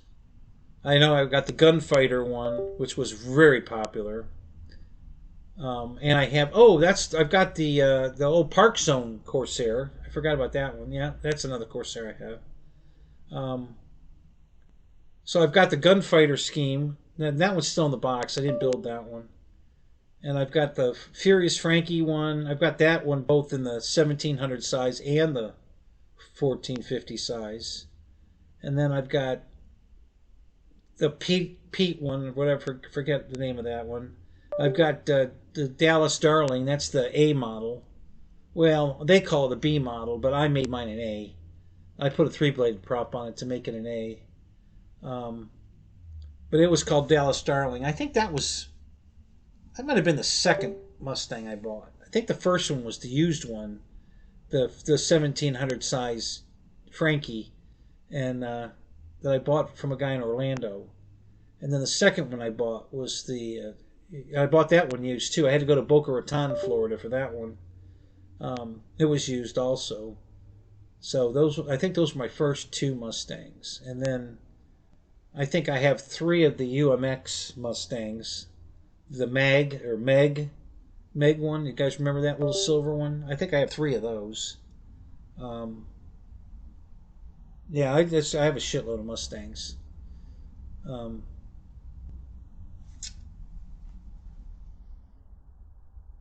Another swap meet plane, yeah.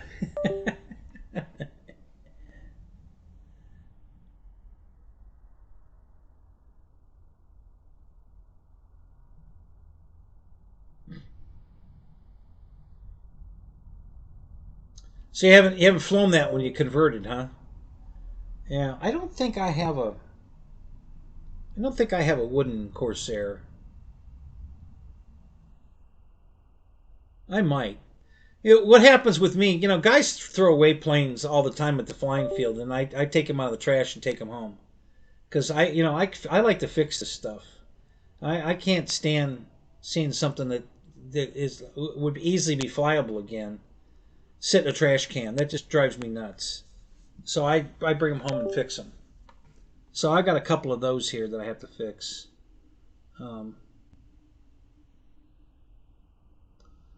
Oh, you've got a Nitro Corsair that's the Hanger Queen. Yeah, I don't think I'm ever going to go back to gas or nitro. I just don't. I just can't wrap my arms around it. I did it for, God, I don't know, probably 40 years. 35 anyway.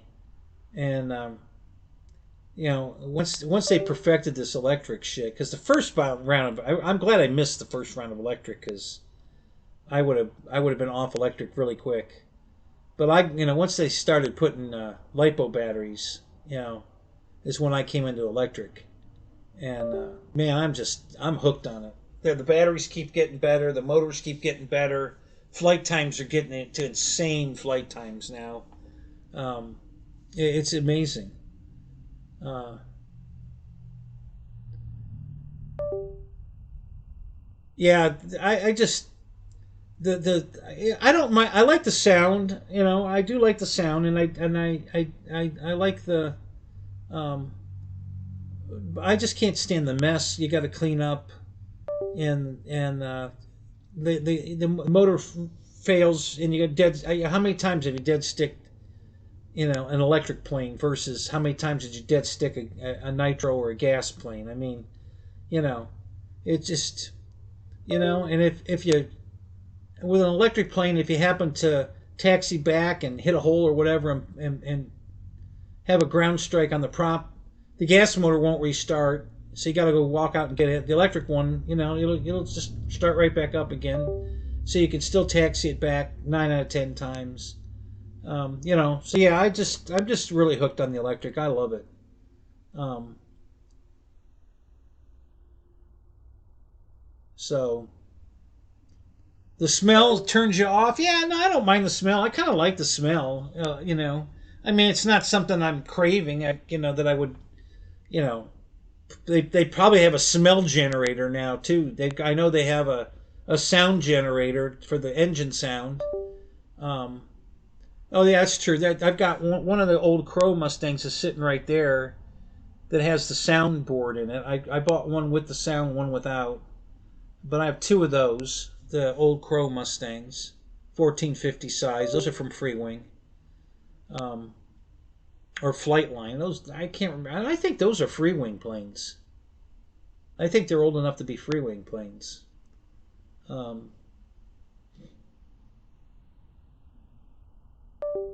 so anyway, yeah, yeah, some cool stuff. So yeah, I took the Pontiac for a drive. I took the Daytona for a drive. The other Daytona, boy, that thing drove really good. I'm starting to have second thoughts about which one of those two I'm going to keep. They're both in such good shape, and they both run great. And but the other one's got more options on it. It's the upgraded version. I've got the buttons in the steering wheel.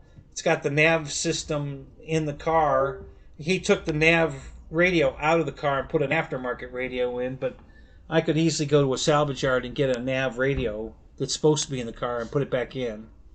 And the antenna and everything's in the car already, so because I could toggle through the display on my um, one of my instruments to the nav system.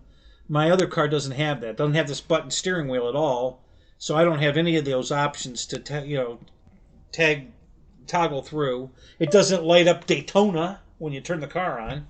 This one does. The total loss car has the screen lights up Daytona, and on the Super B it's a picture of the B comes on the screen, which is kind of cool. I mean, when you turn the car on, it's kind of cool. So um, the Pontiac dash is kind of lame. I'll be honest with you. Pontiac was really, and they've been doing this forever. With red lights, red light up instruments, red displays, everything backlit buttons are red. Like in the Firebird, the steering wheel in the Firebird's got lighted buttons, the same exact wheel as the Camaro wheel, but the Camaro wheel lights up white, the Firebird wheel lights up red. So, and I'm not a real fan of that in the G8, and it needs the radio cluster screen is all gone.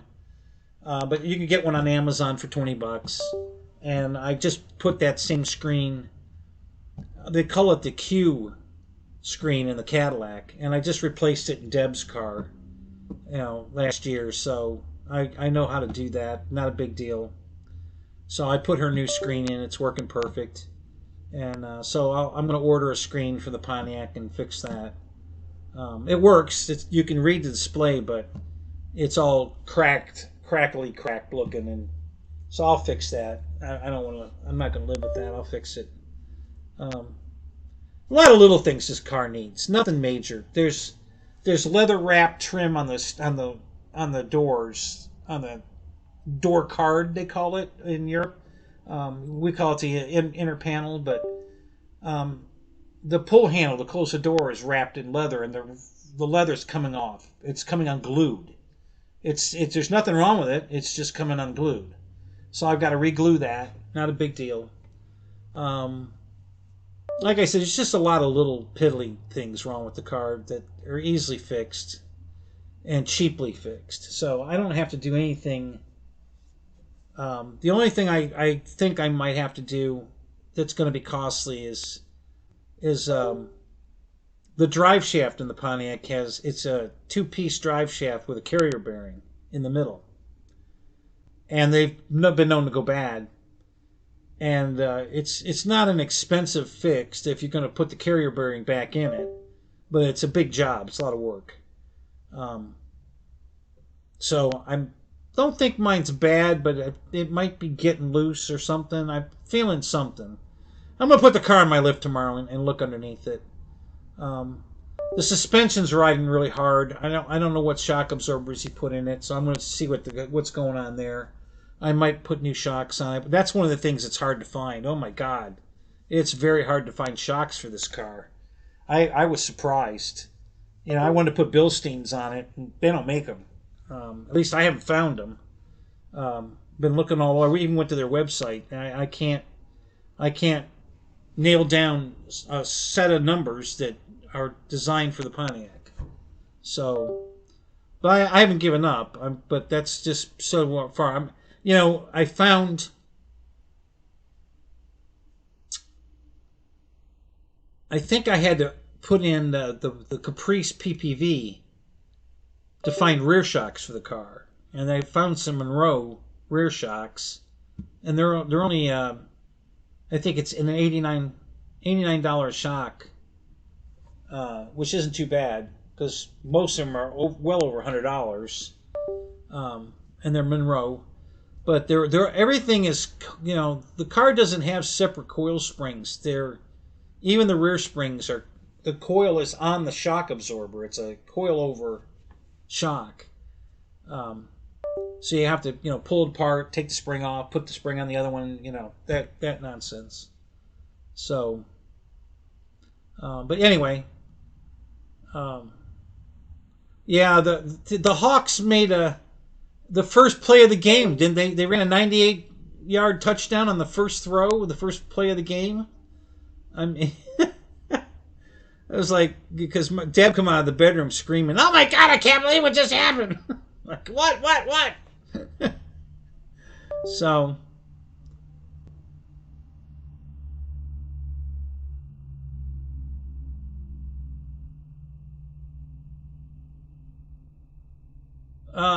what do you say, Robert? There's nothing compatible between the Pontiac or the Oldsmobile. I don't know what that is. Frame on the Holden. What do you mean?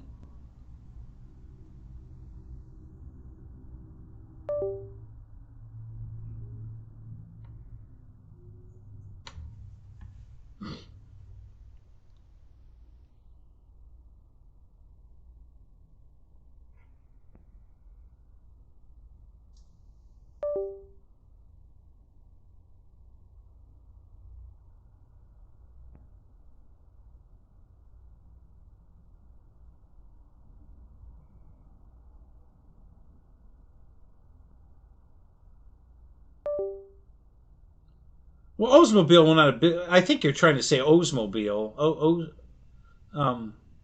It's actually Olds, Olds, Oldsmobile. Yeah, Oldsmobile went out of business a long time ago.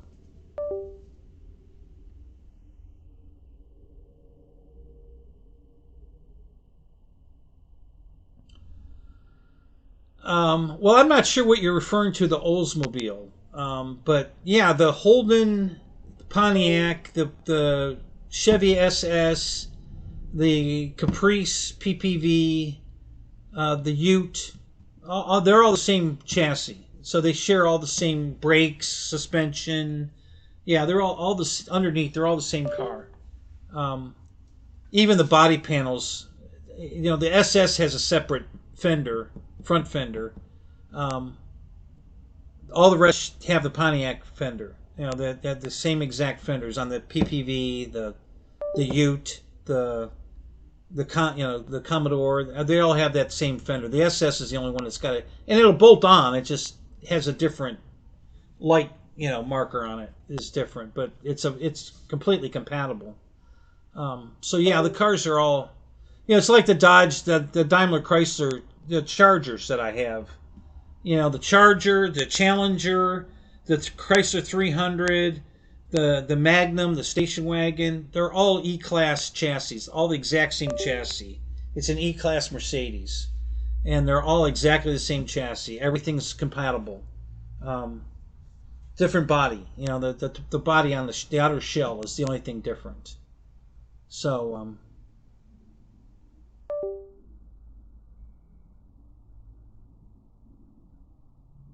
they're all built in Australia. The SS, the Ute, the Commodore, the Pontiac, the Caprice PPV. They're all built in Australia. They come off the same exact, just like the Impala SS, the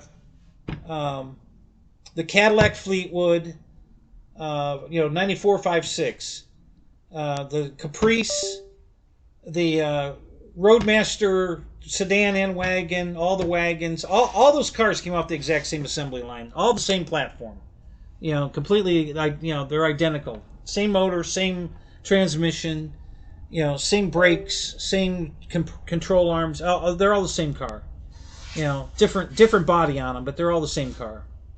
And it's the same thing with the Commodore. They're all the same car, just different cosmetic differences to make a Pontiac or a whatever. So the Caprice, the SS, they're just different different cosmetic differences. The same car underneath.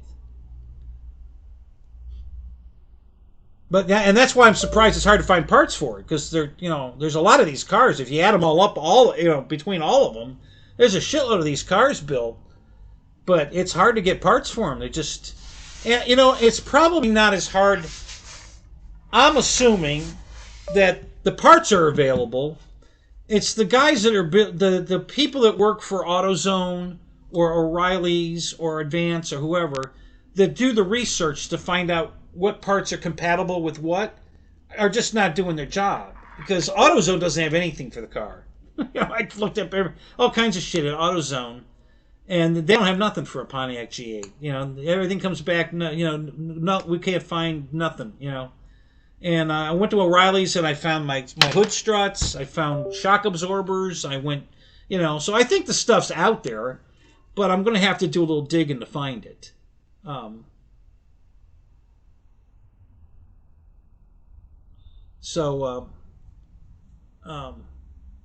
Yeah, I have to go talk to the AutoZone, the new manager over here at AutoZone, and let him know that, listen, I'm kind of the authority in this area. Well, in a big area, on the Impala SS, and I fix these cars a lot for people, and plus I have 4 of my own, plus 4 wagons and three Fleetwoods. So I've got a boatload of these cars, and they're not carrying anything in stock for the car anymore. Wiper blades, that's about it. No brakes. I mean, they still sell them; they're available, but they don't have it in the store. I got to order them. Thermostat, got to order it.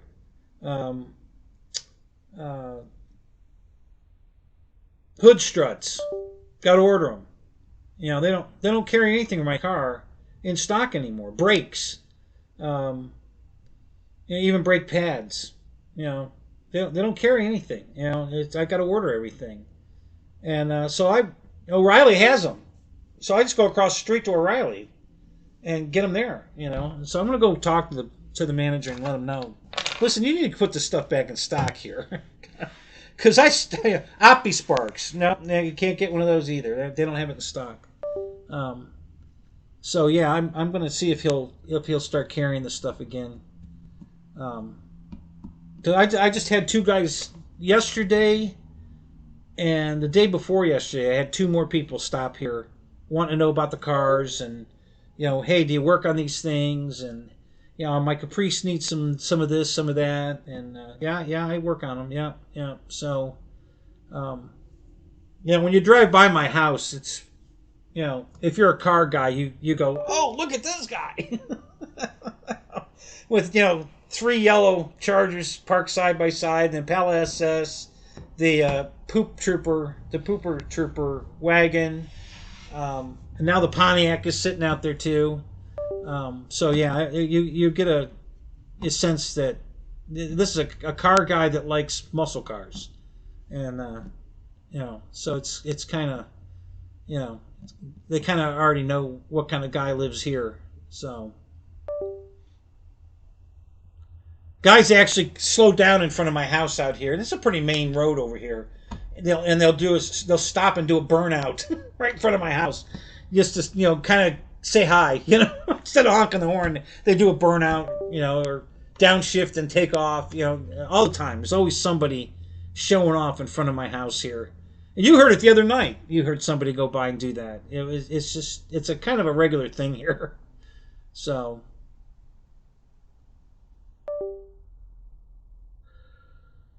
Oh God! What else do I want to tell you? I think it was something else about the cars, but maybe an airplane thing. What else was going on airplane wise?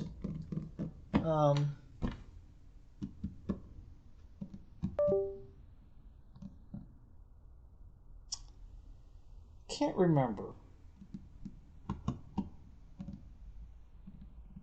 Looking forward to flying the both the Extra 330 and the SU-27. They're both. The SU-27 will be ready to fly maybe tomorrow if it warms up enough to come out here and work on it. We're down to 55 degrees out here. But the 330, the Extra's done. It's flyable. It's ready to go.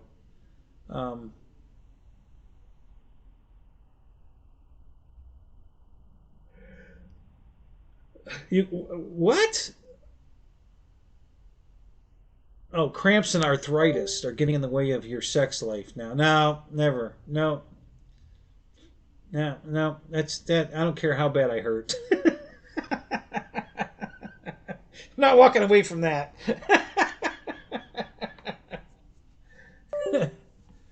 Yeah.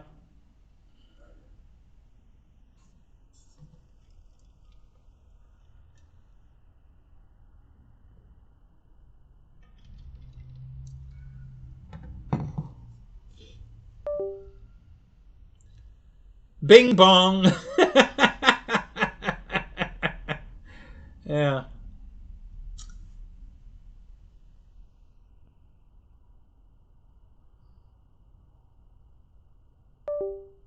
I've never been blown up. I'm not exactly sure what term you're applying there, Mike. But um,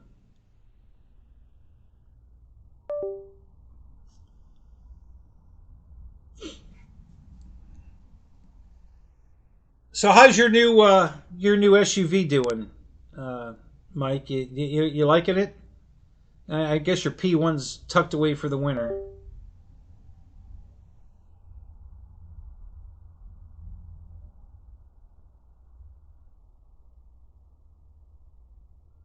Yeah, Robert, it's supposed to go down to the teens tonight, you know, and it's already 55 degrees. It's going to go down, and that's in the building.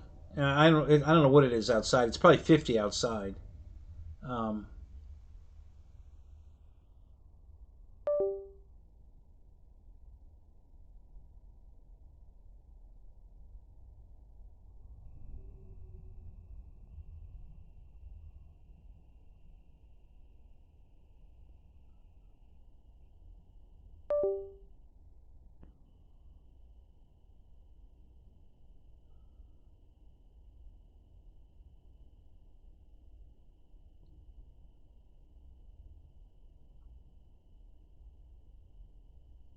Getting PTSD from the stream.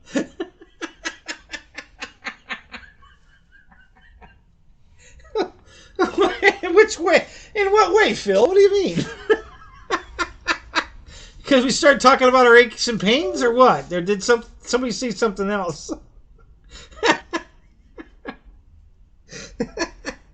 Oh my god, that's funny.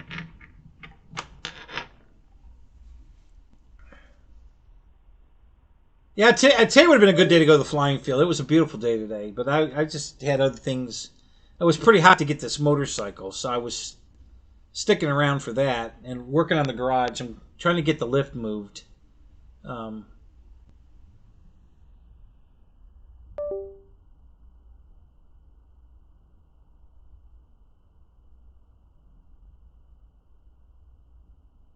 That's what did it to him. I don't know what sound your guys are making up, but believe me, you can't hear my bathroom. Yeah, it's a long way from the building, in another building, so there's no way you're hearing noises from my bathroom.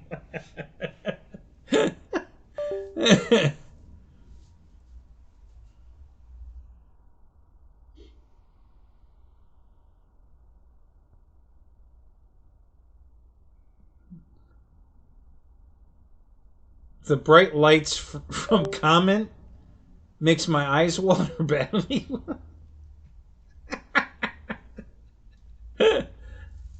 It didn't know I could play the tuba.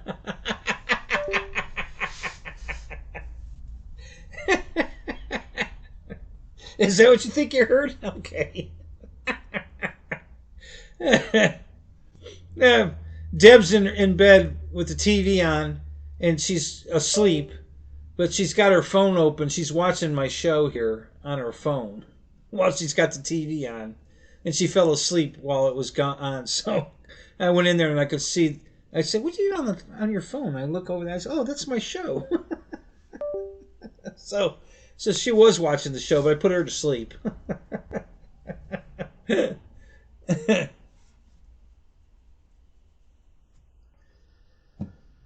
Yeah, anyway, I'm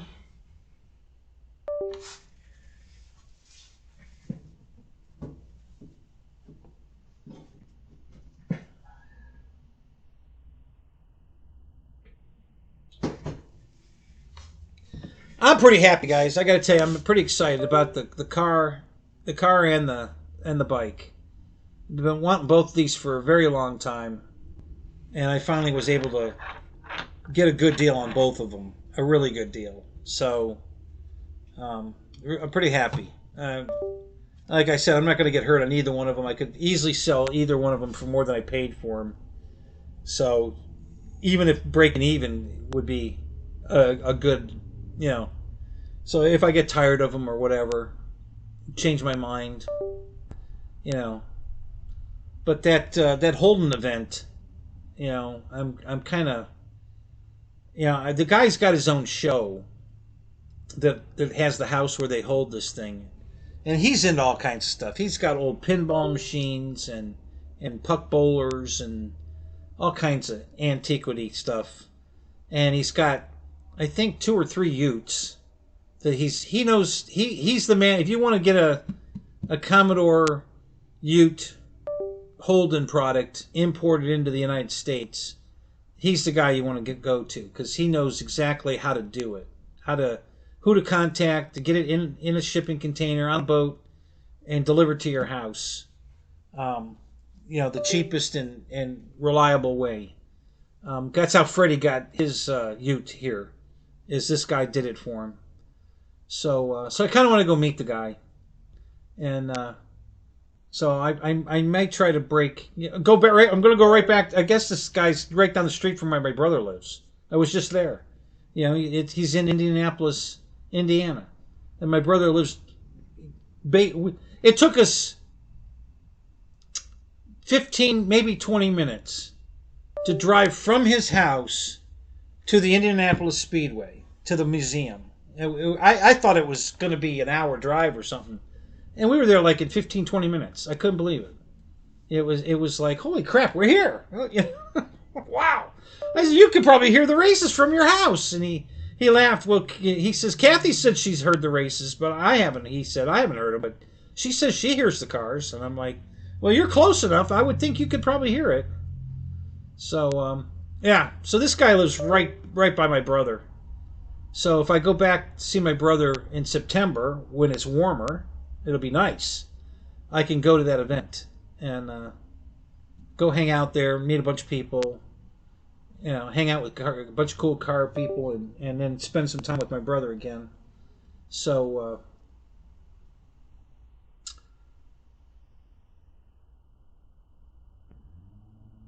yeah, Reckham's got, Roy's got 10. Now I have, this makes 20. I have 20 cars now. Some of them are parts cars, never going to be back on the road again. They're just here for parts. But yeah, I have 20 cars, 3 motorcycles now. Once I go pick up the new one, and in a truck. So, and I think I have 5 or 6 trailers. The camping trailer. I have an enclosed car trailer, an open car trailer. I have 2 closed utility trailers, 1 open utility trailer, and 1 tire trailer. So, yeah, so that's 3, 4, 5, 6, 7, 8. That's 8 trailers. Guys, I didn't know I had 8. I got 8 trailers. Yeah. No, they're not all registered. They used to be. When I lived in Holiday, I had 6 cars registered. I currently have 3 registered. And the truck and the 1 motorcycle. So there's at least 3 cars here that'll never be registered. The one Cadillac that the roof was cut off of is a parts car. The one Fleetwood that I have is the other Fleetwood is a parts car. Although it's completely stripped. I mean, it's got a steering wheel. And a body. That's it. I mean, there's no seats, there's no door panels, there's no dashboard. All that was stripped out of the car. But I might turn that into a Lemons, a 24-hour of Lemons race car. So it's got a motor and tranny in it. Rear end. It's on wheels. The suspension's all there. So I might, but basically it's a parts car. It'll never be, driven on the road again. But it might become a Lemons car. And then let's see, there's another car here that's going to be just a parts car. What the hell? Which one was that? Well, that new wagon I bought from Roger Berry.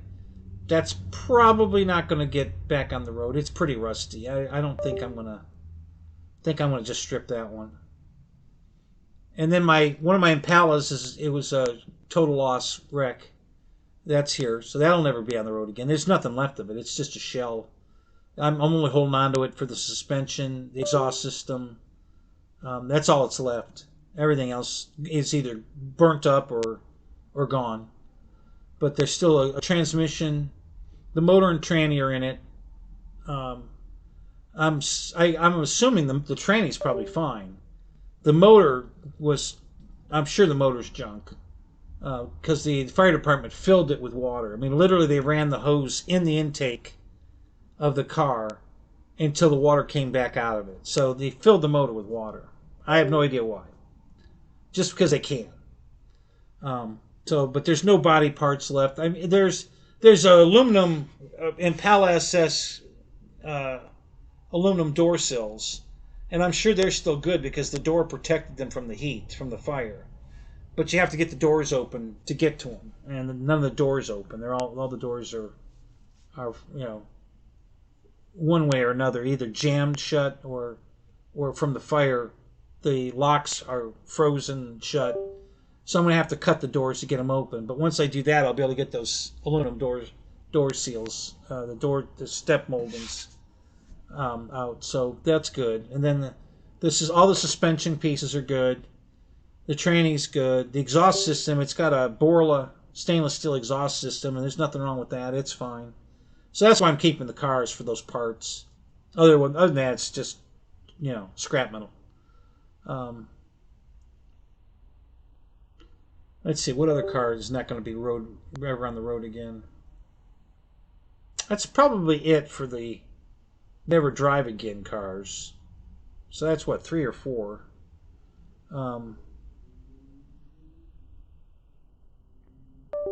You only need one Mustang. Well, technically, Phil, all of us only need one of anything. It's not about need, it's about want. You only need one radio control airplane. I've way surpassed that. You can almost call me an extremist, I guess. I don't know. But yeah. It's not about needing. It's about wanting. Yeah.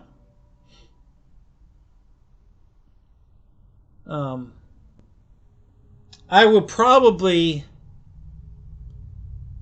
out of the cars that are already registered, likely I'll probably register my 67 Camaro once I restore that. And I'll probably register my 56 sedan delivery. So that's 2 more that'll get registered. But those are going to get forever tags. We in Florida here, for cars that old, you can get what they call a forever tag. And it comes straight from Tallahassee, and you never have to renew it again. Once you get that tag, it's for life. So I'll be putting those tags on those 2 cars. And then I have my Pontiac 2+2, the 86 NASCAR. I'll probably register that one day again too. So there's 3 more there for sure that'll get back on the road registered. And I can get collector car insurance on all of those, which is super cheap. It's like $200 a year.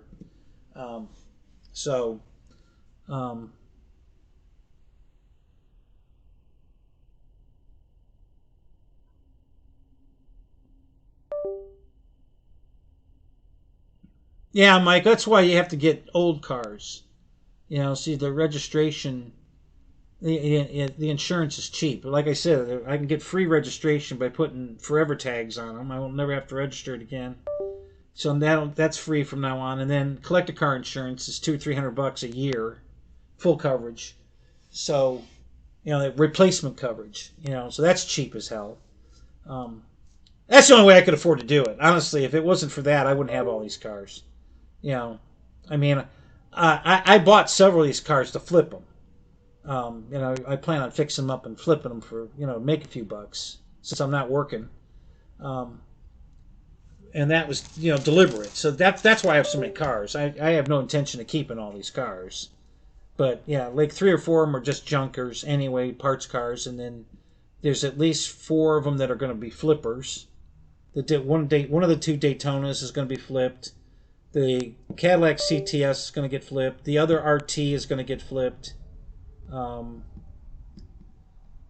Those 3 for sure are flippers. There might be another one.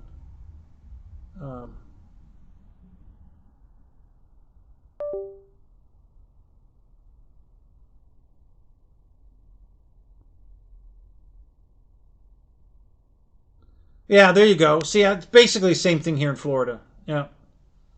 Once the car's a certain age, if you choose to do it, and a lot of people don't know that you have that option. But yeah, we have the same thing. We can put a forever tag on it, and you don't pay road tax anymore, because that's what your plate is. And then you put collector car insurance, so it's cheap to keep them. It's not,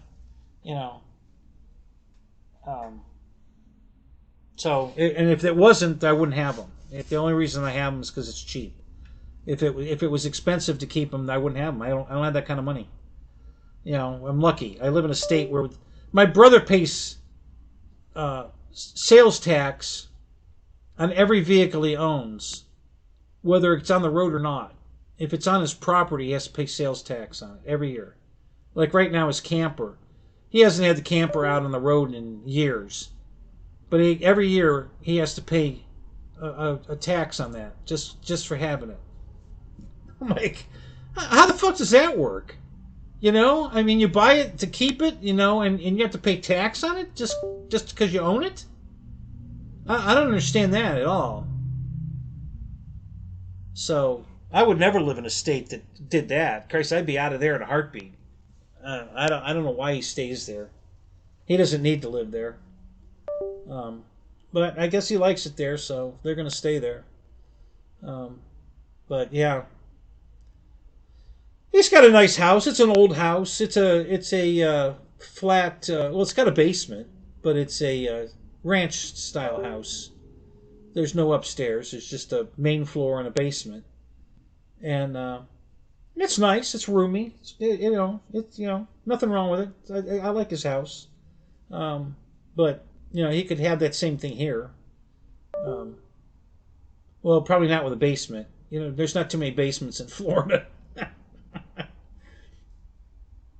So,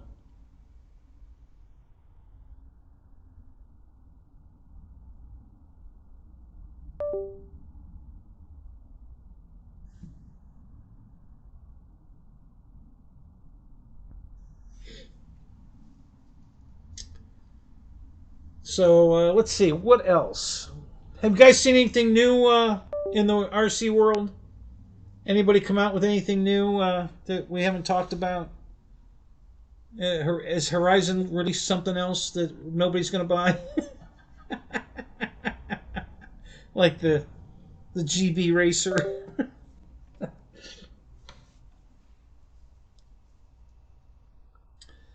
Has FMS hasn't come out with anything new recently, have they?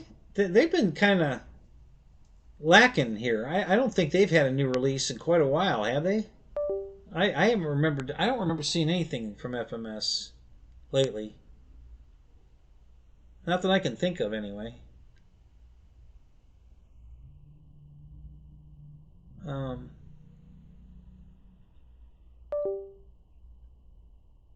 yeah, yeah. I think their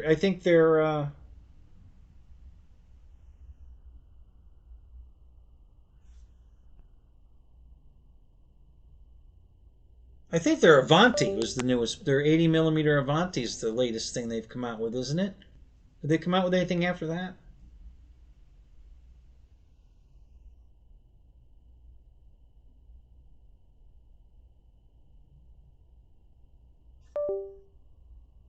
Yeah, Mike, I agree with you 1,000%. Man, it's just like my Dodge Charger. They're so cheap because they made a billion of them, and you can't give them away. I mean, you know, you can if you're buying just a standard Charger, standard Chrysler 300, standard Magnum, they're dirt cheap.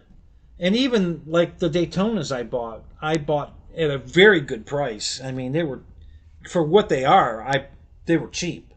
But if it's not a Daytona, you can buy an RT, a white regular plain Jane RT, which is going to have a Hemi in it, for $2,500 all day long down here. It's crazy. It runs, drives, cold air. No cracked door panels. I mean, in good shape. It's crazy. You practically have to give them away to sell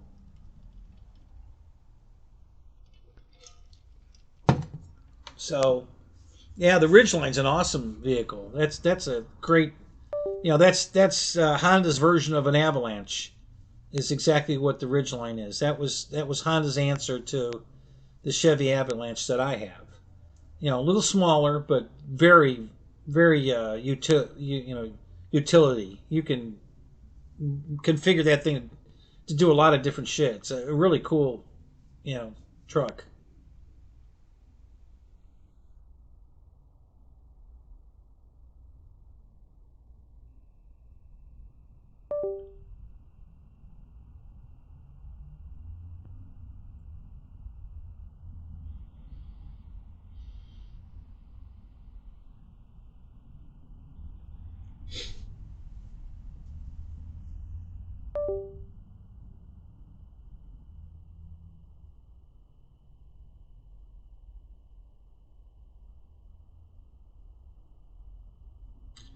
A re-release of a racing prop plane. Who released that? Which plane are we talking about? Oh, a Timber Foamy. Yeah, yeah. We wait a minute. Let me run and go look at that one.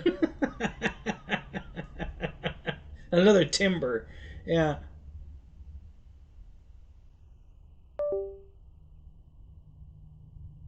Oh, you sold a Vampire tonight? Yeah, no kidding. Well, that's good. Why'd you sell it? You tired flying it or what?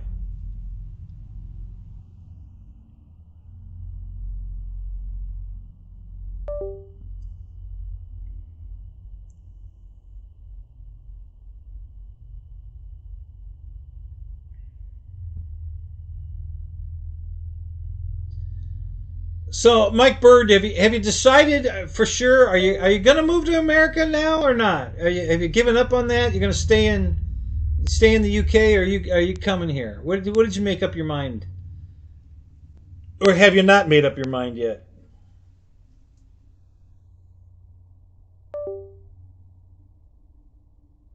Oh, see, I can't do that, Phil. I get too attached to my planes. I can't sell them. I just can't get rid of them. I even if it's just to go out and pick it up and hold it or just to look at it. I just love having it. You know, Motion Havoc. Yeah, I rescued. That's one of the planes I got out of a dumpster. The wings were perfect. The tail feathers were perfect. I had to buy a fuselage. They left all the servos in it and everything. So I got it. I got a whole complete Havoc, not the prop version, the jet version Havoc, for like 100 and I think it was $118 for the fuselage. And I got the whole put the whole plane back together. So I haven't flown it, but it's sitting over there in the rack ready to go. Um, the Havoc Racer. So you're talking about the prop plane. Isn't it a Mustang or a Mustang looking kind of plane?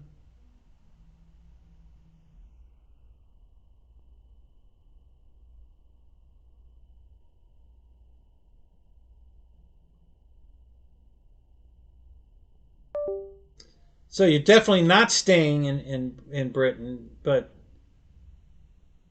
you just got your old house back. So that's kind of you know you know well then so you got your old house back. So are you staying? you know well, technically you can, Phil. It's not very nutritious, but you can eat it. Yeah, food's not a problem. I can live on Roman noodles for sure. Food's not a not a thing for me.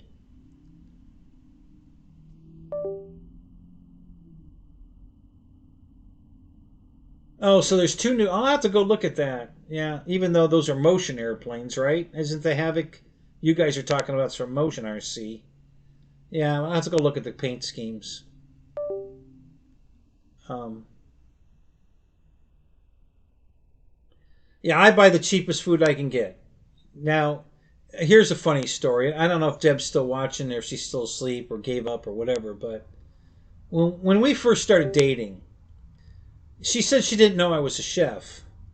And now, just the other day, because I made a plate of nachos um, with um, those scoop chips.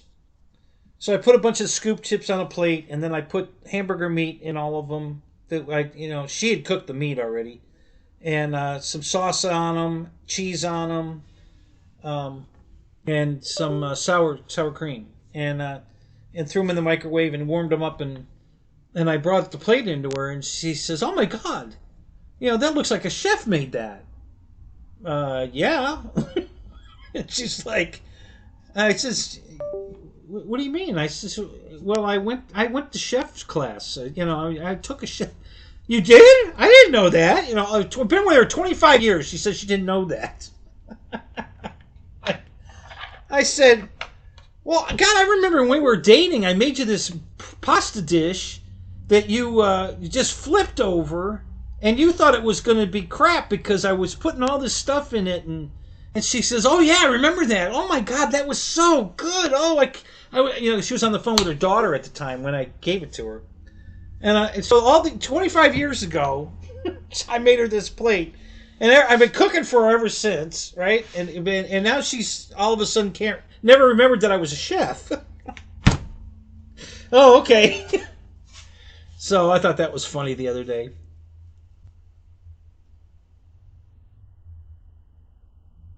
Yes, I like seaplane flying too, Michael. Unfortunately, even though it's Florida and we have a lot of water down here, um, it's not easy to get to accessible water. Um, most of the water here, if you can fly off of it, has a fence around it, a retention pond. And to make sure kids can't fall in it and drown, they put a fence around it. So there's really not a lot of places to go get to usable fly offable water here in Florida. There are places to go, but it's not as common as you would think, considering we're in Florida and it's all water. But yeah, it's a lot harder than I would have thought.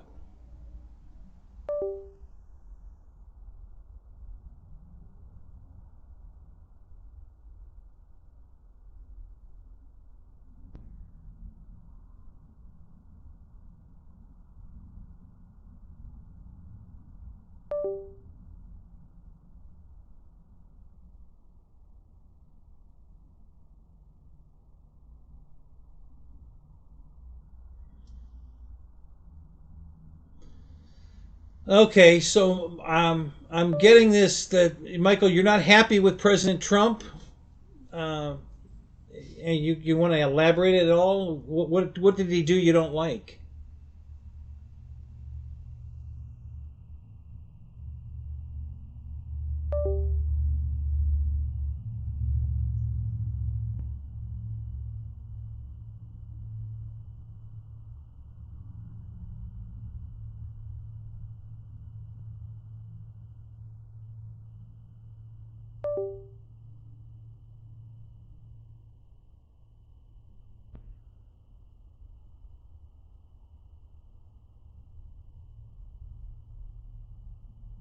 I think actions speak louder than words. I'm a firm believer of that, and I think the actions that Trump has done has been wonderful. Words, he's an idiot. He definitely opens his mouth and says some stupid shit.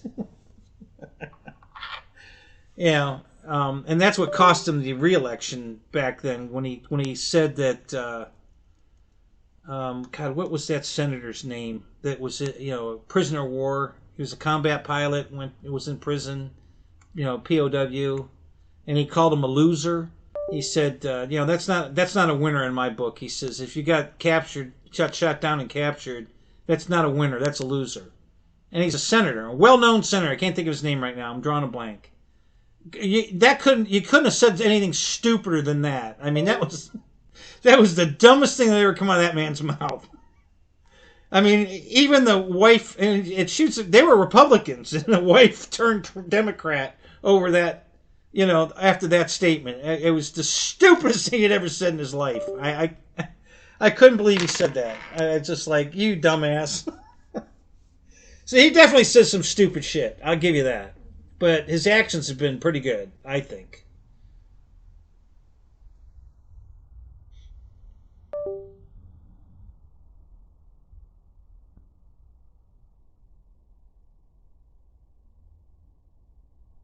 Yeah, I don't even know who Epstein is. I don't follow politics. I don't follow the news at all.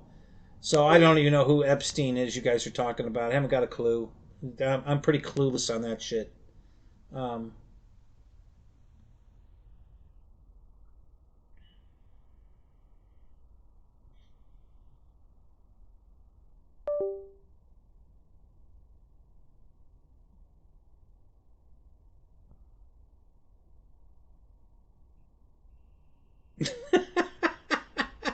Did he really? Did he really just ask Rubio why he's wearing shoes that look like shit? Well, see that again. The guy says shit. He doesn't put his brain in gear before he hits the accelerator on his mouth. And it's so he says some really stupid shit. He's definitely not the spokesperson, but I'm pretty behind most about everything he's done as far as actions. But I'm not political. I don't know what this whole thing is with Greenland. I have no idea why we're going to take over Greenland. I don't understand that one at all. I don't know anything about it. I can't figure out what the hell what the hell did Greenland do? What do we? What's I don't know. I don't. I know he wants to invade Greenland. Why? Why does he want to do that? I don't. What did Greenland do? Are they doing? Have we got drug deals coming from Greenland to the U.S. that he's trying to stop, or I don't know. No, I don't believe that, Roy. I don't think Trump's trying to rule the world. I don't believe that at all. I think he's trying to stop. He tried to stop the drugs coming out of Venezuela. That's why we did that. Okay, and bombing. I think it was Iran we bombed, right? Was to stop their nuclear program, which the whole world was behind that. Nobody wanted them to have nukes. So, but other than that, he's not trying to rule the world. He's not interested in that. But I don't know what Greenland though.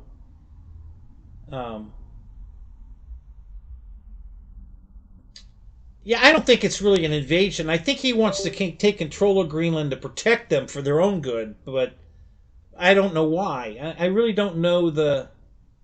Oh God, we're not going to start this rare Earth shit again, are we? Oh, God. Oh, Michael. I love you to death, but you're an idiot. Yeah, I don't know what the Greenland thing is. I haven't got a clue.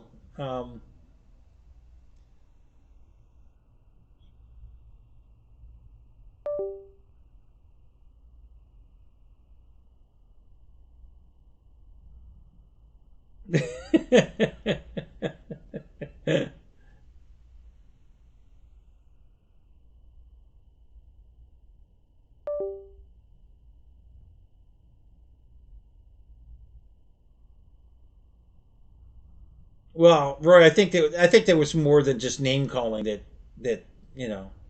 I mean, all those drug boats were coming out of Venezuela, and he had to put a stop to it, and he tried to negotiate, and they didn't want to play ball, so so he stopped it. Um, and anybody when you watch videos of people that lived in Venezuela under that rule, they'll tell you how bad it was, and what Trump did was the greatest thing that could ever happen to their country, because their country was just in ruins over this dictatorship. So, if you haven't watched one of those videos, go watch one. Just Google or just do a search on YouTube for you know Venezuela refugees or Venezuela women or something, and watch a couple videos. And you know,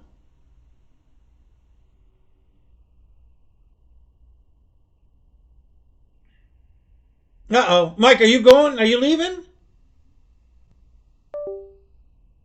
No, don't leave, man. We'll stop. Let's, what's your favorite radio? Where's Michael? Where's Reitza? We need Reitza in here. What's everybody's favorite radio?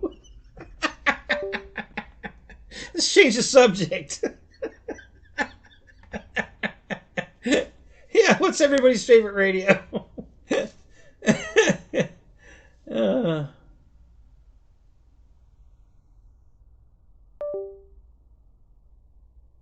yeah, let's get back to airplanes.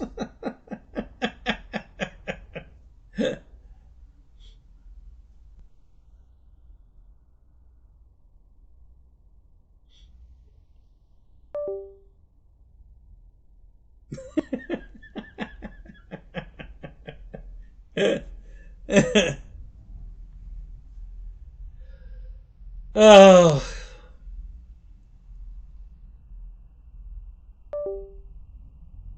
Or cars. Yeah, thank you, Phil. That's a good idea. Let's get back to cars. Airplanes and junk cars. There you go.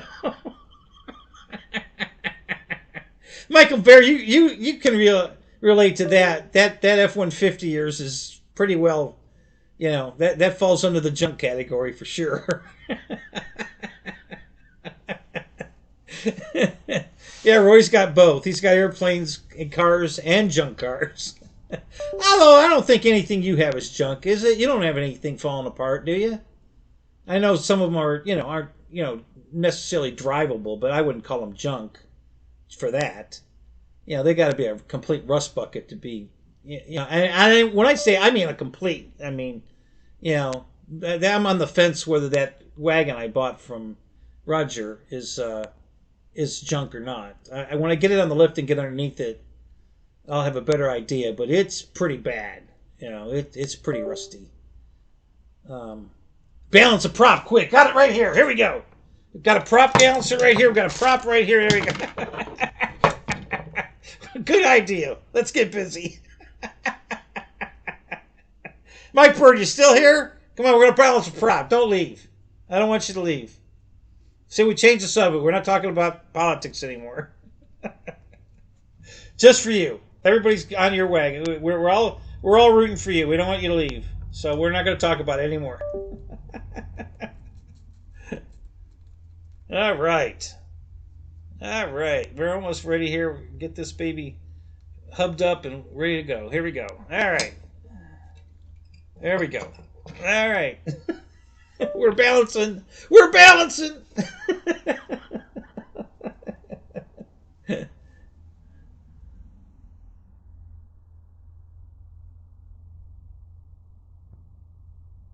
Yeah, of course your mechanic loves it. It's a guaranteed paycheck. It's the longer you keep that F-150, the longer he gets to work on it. I used to work for a Ford dealership in Atlanta, and I was giving the parts manager there a hard time about the Ford shit and stuff. And he just looked at me one day and smiled, and he says, "You know what's great about Ford working here?" And I said, "No, what?" And he says, "Job security." And I'm like, "Okay, you got me there. Yeah, yeah. You're definitely gonna have a job, no doubt about that." You're gonna sell a lot of Ford parts, so yeah, yep. You definitely have job security. Yeah. Oh, no kidding. He's got a full scale MiG 15. No shit.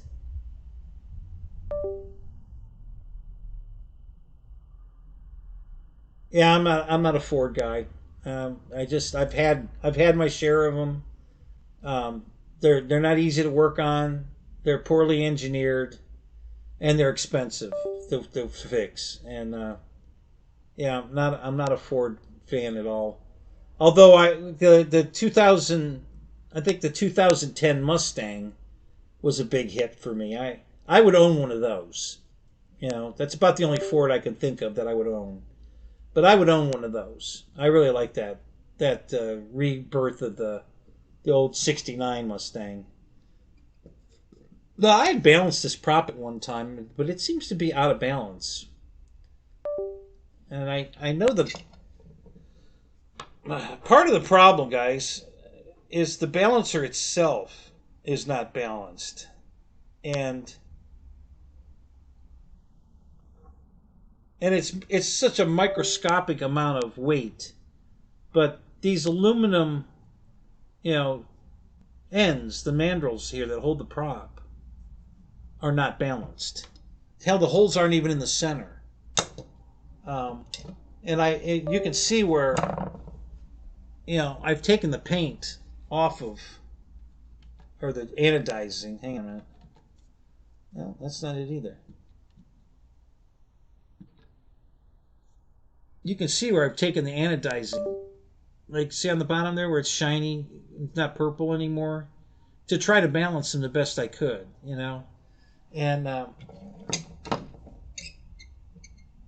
but yeah, so you know, that's like I was saying before, that this magnetic balancer, there is zero, you know, drag. So it balances a props to the utmost, you know, you can get it, which is probably not necessary, but you know, um, but yeah, the balancer itself, because I can restage the prop on the balancer and it'll change which blade I need to put weight on. So I just try to get them, you know, super close, and like right now, this is really close, you know. Even just the breath coming out of my mouth was enough to start this spinning again. You know, it continued it on. So, but yeah, it looks like it's gonna stop about like here. That's probably about where it's gonna balance at.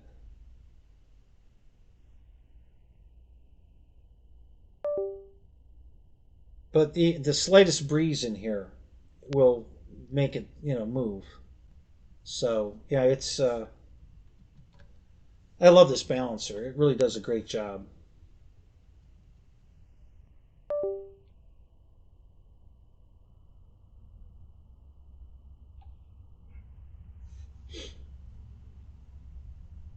Yeah, fix or repair daily. Yeah. When I started working, when I was working in Atlanta at the Ford dealership, um, they hired back an ex counter guy. I was hired as a counter guy, and then they hired back a counter guy. So we really did need both of us on the counter full time.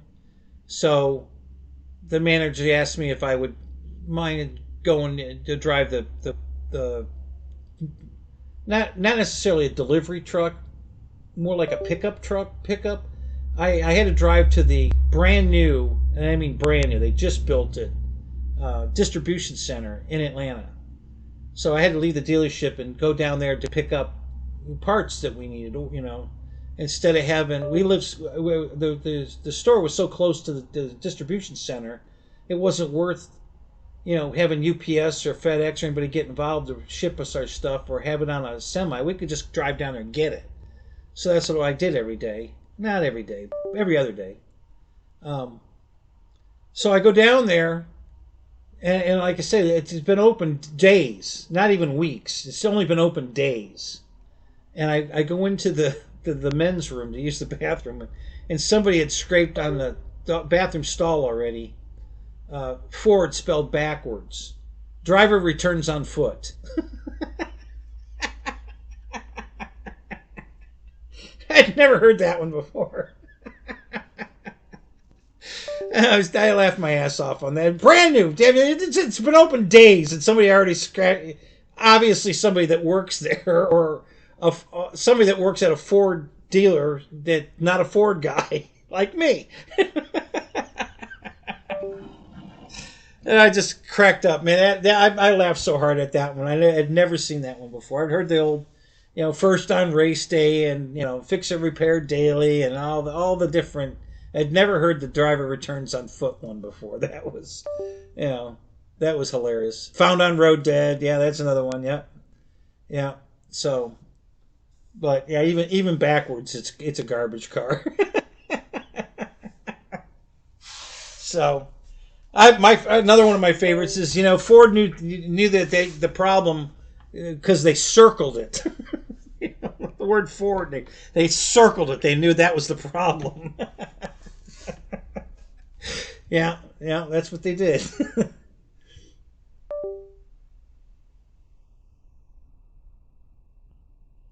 Oh yeah, absolutely. Your jet engines are critical. Yeah, absolutely. Yeah, there's no doubt about that. You don't want vibration in any one of those things. Not when they're turning, you know, what, 30, 40, 50,000 RPM, something like that. Yeah. Yeah, vibration at that speed is, you know, catastrophic.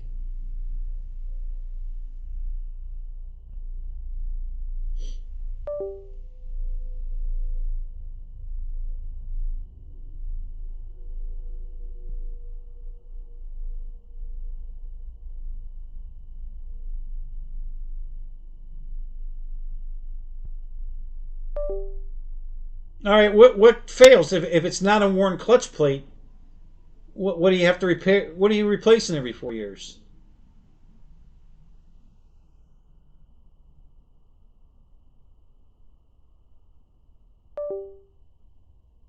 If you've got tits or tires, you're in trouble. Yep. Boy, there's a lot of truth to that statement, Philip.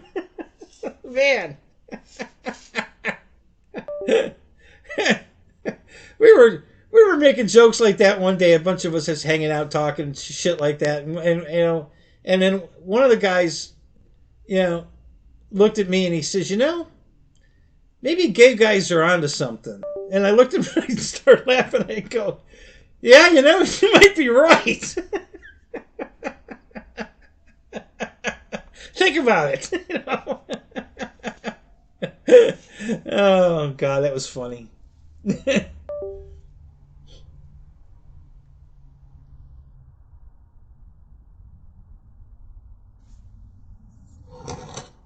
I guess Mike left.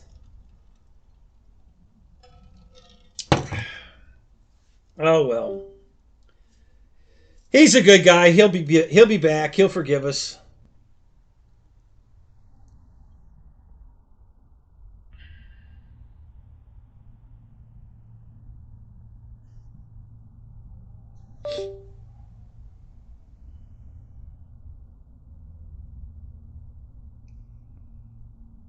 What time is it? Is it midnight? Almost. Yeah, getting close. I think I'm going to shut it down at midnight, guys. I'm getting cold. It's down to 54, which is usually it's 60. I'm calling it, but I'm not dying. But I think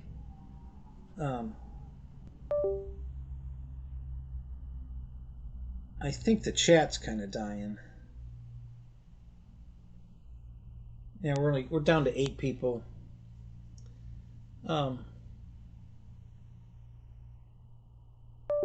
Clutch servo one time, pressure plate another time, pedal is locked up currently. What's locking up the pedal? You don't know what?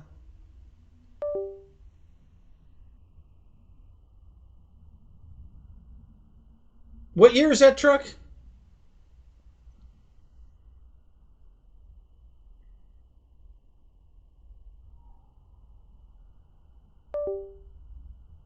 Well, that could be too, Philip. I mean, and if we stay here long enough, he'll be back because he goes to bed, he can't sleep, and then he comes back in the show. He's done that 100 times.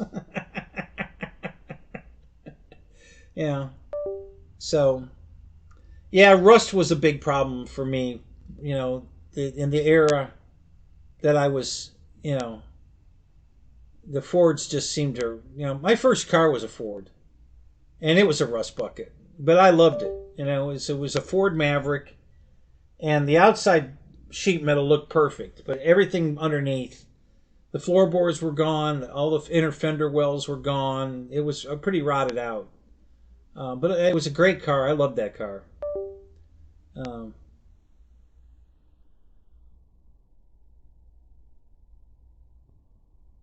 oh, he's working on the MiG right now, so he's not working on your truck. It's a '97. Okay. Well, I guarantee you now, if you bought that Ridgeline, you're kicking yourself. God, why did I drive that Ford all these years? I could have been driving one of these. Why did I drive that Ford all these years?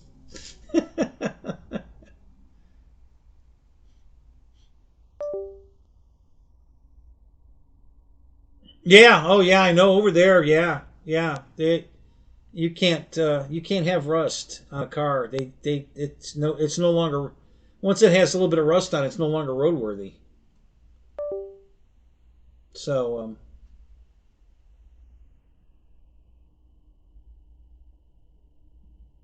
yeah, I didn't think you would, Mike. I honestly, because I know the Ridgeline. I love that truck. Um, my only reason for not buying one is it's too small, and not that it's a small truck, but it's too small to tow cars or a camper that that can haul a car.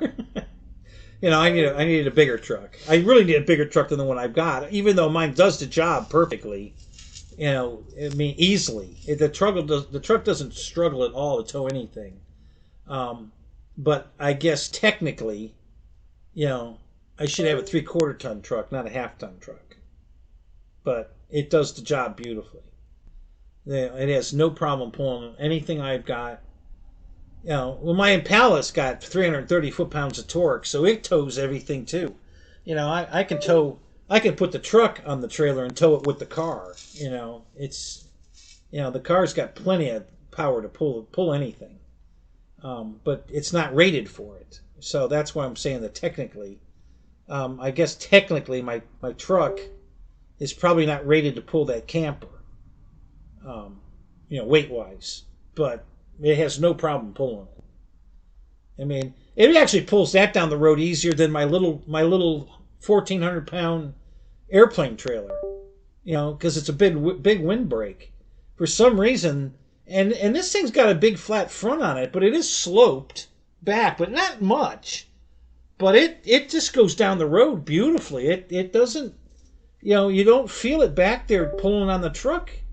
And the little trailer, I don't really feel it as much either, but I can tell when the car when the truck goes in the lockup converter and won't stay in it, that's where I see the problem. And the little trailer kicks it out of lockup way more than the big trailer does. So I'm really impressed with that big thing, even though I think it's 7,000 pounds. But the truck pulls it like it's not even there.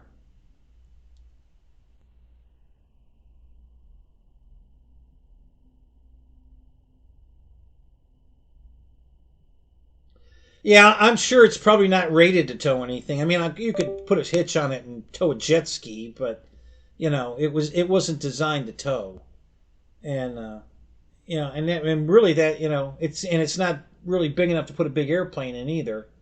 Um, those would be the only two downsides. Other than that, I love those things. It's a cool looking truck. It's versatile. I like it. If I didn't need a truck for a truck, um, I would have bought that. But I needed a truck. Um, oh, it will tow 5,000 pounds. It's got that capacity. Wow, I didn't know that. That's pretty good. Wow, I didn't think it had that capacity. See, I bought the truck to punch a bigger hole in the air to pull the trailer behind it. That's the whole reason I bought the truck. My car pulls the trailer fine. There's no problem. But it doesn't punch a big hole in the air, so the drag is there. So the gas mileage sucks. Um, and it doesn't want to stay in lockup because the car is too low to the ground and it's not punching a big enough hole in the air for the trailer to go through. But the truck does. The truck punches a big hole, so now it's beautiful. It's easy to tow, much easier. I should say easier. Um, but still, the big trailer still seems to pull easier than the little one.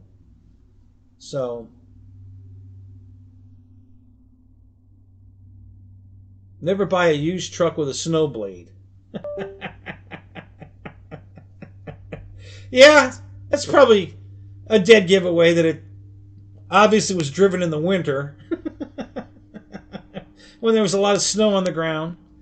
And yeah, so we got to plow snow on the ground, and there's probably salt on the road. Yeah, I can see how you wouldn't want to buy a truck that has a snowplow on it.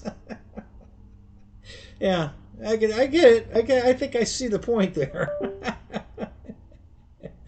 uh, oh, you need to get yourself a little trailer, Mike, so you could throw all those airplanes in the trailer and have a big variety of airplanes that go fly for the day.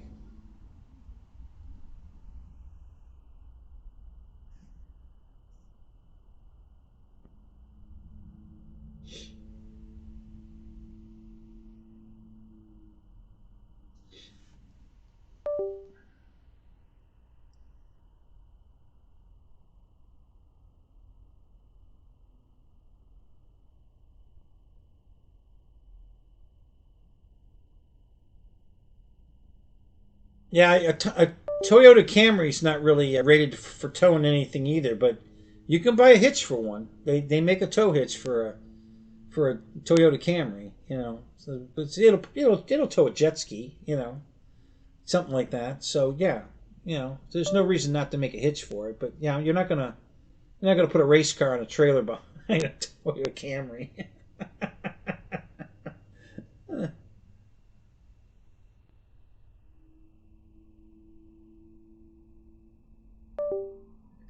So, Roy, since you brought the Flex up, how do you enjoy? You're gonna love this one.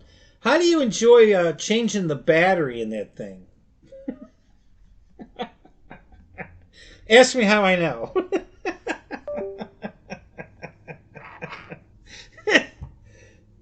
What a pain in the ass. That's my Ford. Uh, that's my Ford engineering. You know, I don't know what these guys are thinking, but they're fucking idiots.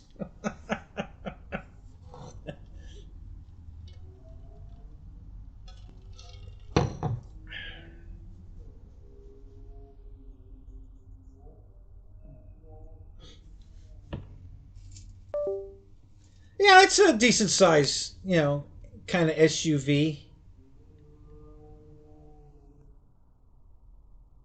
It's easy. Okay, where's the battery located on your Flex? Maybe your Flex is different than the one I worked on.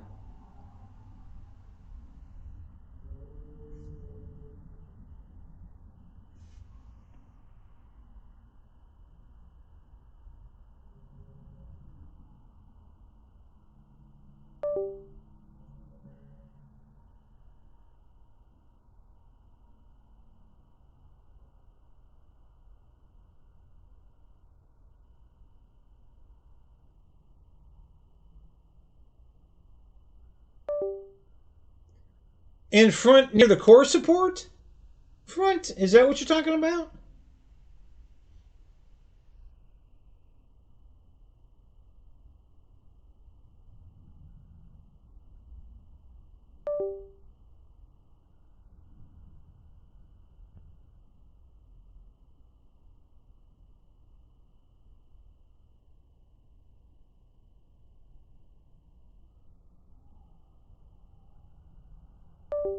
Okay, so that's. What year's your Flex?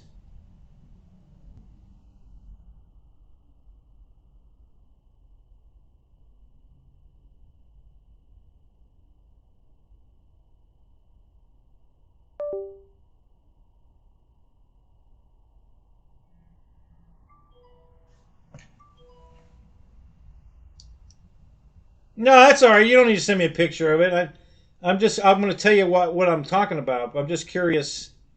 Um,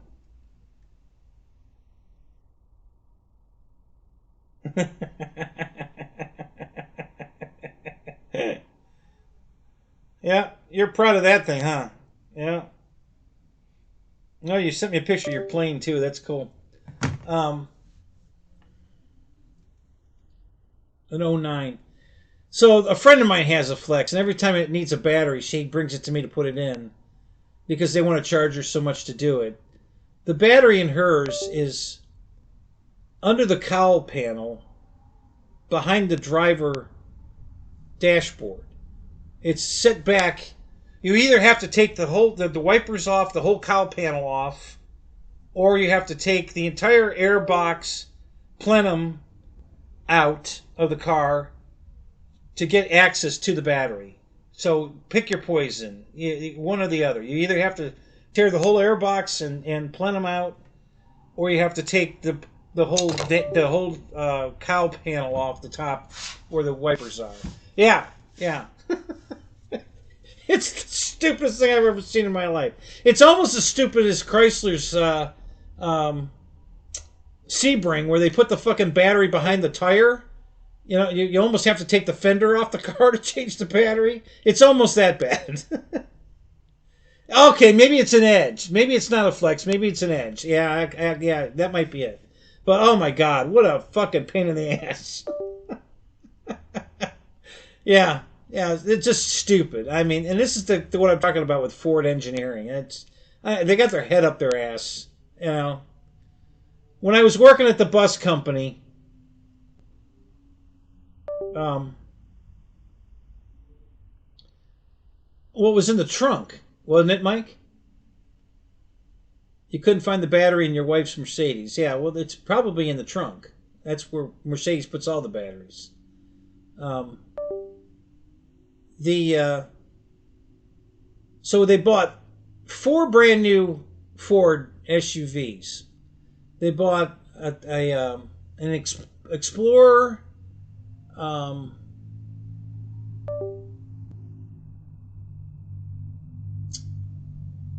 trying to think of the smaller Fords.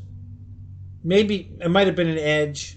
I don't know. But there were 4 different models, brand new, all brand new. They brought them, and every one of them, the layout inside was completely different. One had the window switches for the windows on the dashboard up high up in front. One had it on the console down here. One had it on the doors, and I forget where the one. Obviously, one of them was probably duplicated, but they couldn't even make up their mind where to put the window switches. On the same year line of vehicles, they were all in a different place. Where the emergency flasher, button was, all in a different place. I showed up with the new truck relieving a driver, and he gets out of the bus. I get in the bus. He gets in the car, and I had the flashers on, and he stops me. He says, "How do I turn the flashers off?" He couldn't find the button. It's like, I just laughed. I said, I know. It's Ford engineering. It's in a different place on every fucking vehicle. Hell, they put the fucking horn button on the end of the turn signal lever one year on a Ford. What the fuck was that? A Focus, I think it was. You had to push the turn signal lever. You had to push it in to honk the horn. Who's the genius that comes up with that? Yeah. Somebody pulls out in front of me, and in a panic, I gotta honk the horn. And why isn't this working? Oh, I gotta push the lever.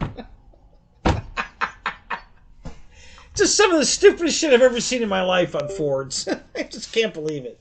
Their engineers are the biggest bunch of dumbasses I've ever seen in my life.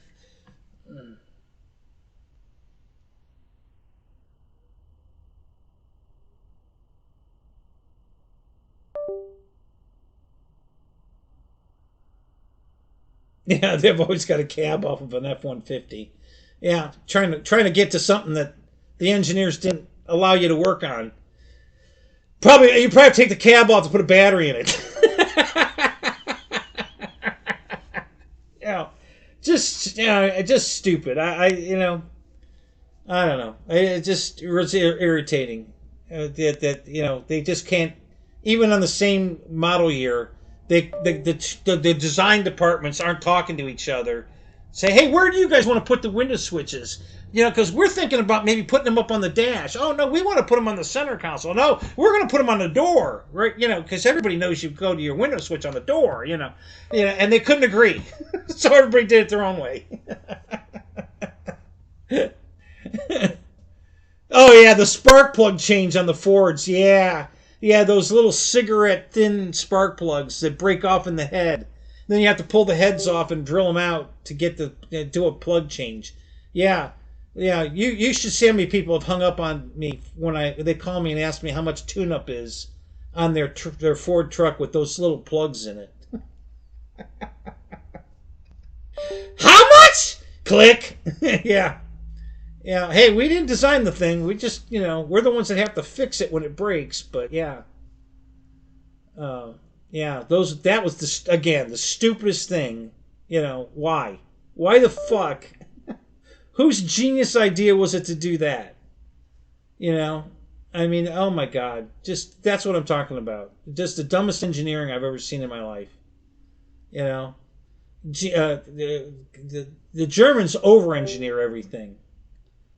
Not that it's bad engineering, but it's just way over-engineering. It didn't need to be that complicated.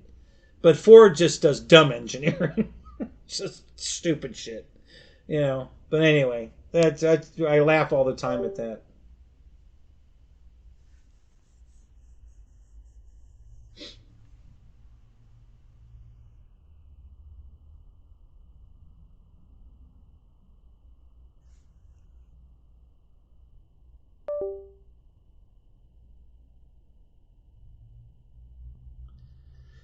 All right, guys, I'm going to call it. It's cold. I'm cold, tired. My salad's calling my name over here.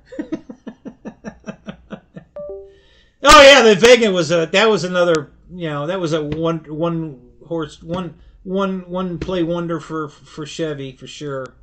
Yeah, the Vega was a it was something, it I mean, it served a purpose. They were fun to turn into race cars. We put a V8 in one. But then we had to put we had the rear end in with Velcro because it broke about every day. it wouldn't handle the V8 horsepower, so we were constantly changing rear ends. We had every salvage yard in the area on speed dial. Hey, you got any Vega front? Any Vega rear ends? we need another one. So yeah, and the Vega hood opened backwards, right? Like the Corvette. So we're running down the highway, and it starts to get hot. We just pop the hood, and let the hood float. Of course, the faster you go, the higher it gets. So you can't see over it. But it cools the engine down. It lets the air out under the hood. It cools it down. So we had to do that several times. But yeah, we had a lot of fun with that car. That was hilarious. But I was working at a machine shop at the time.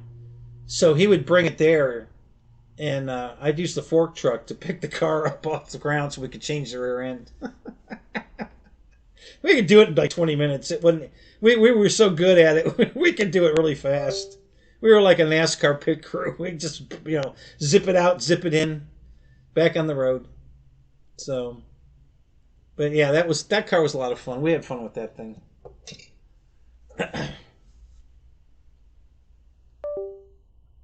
All right. Having a good night, guys. I'm going to go. It's been fun. Thanks for coming. And we'll see you next week. I'll get you some updates on the car and the bike and maybe an airplane or two. I'm going to, if weather permitting, I can get some more clear coat on these airplanes. I want to get the Husky built, the P-47 built, and there's one more up there. The PBY. I want to get that built. So I got to get those 3 built, but I got to get them clear coated first. And I can't clear coat it in 50-degree weather. So when the weather clears, I'll get some more paint done. We'll get some more planes built. Until then, we'll see you guys next week. All right. Talk to you later. Have a great night. Thanks for coming. Don't forget to hit that like button, guys. It helps. And we'll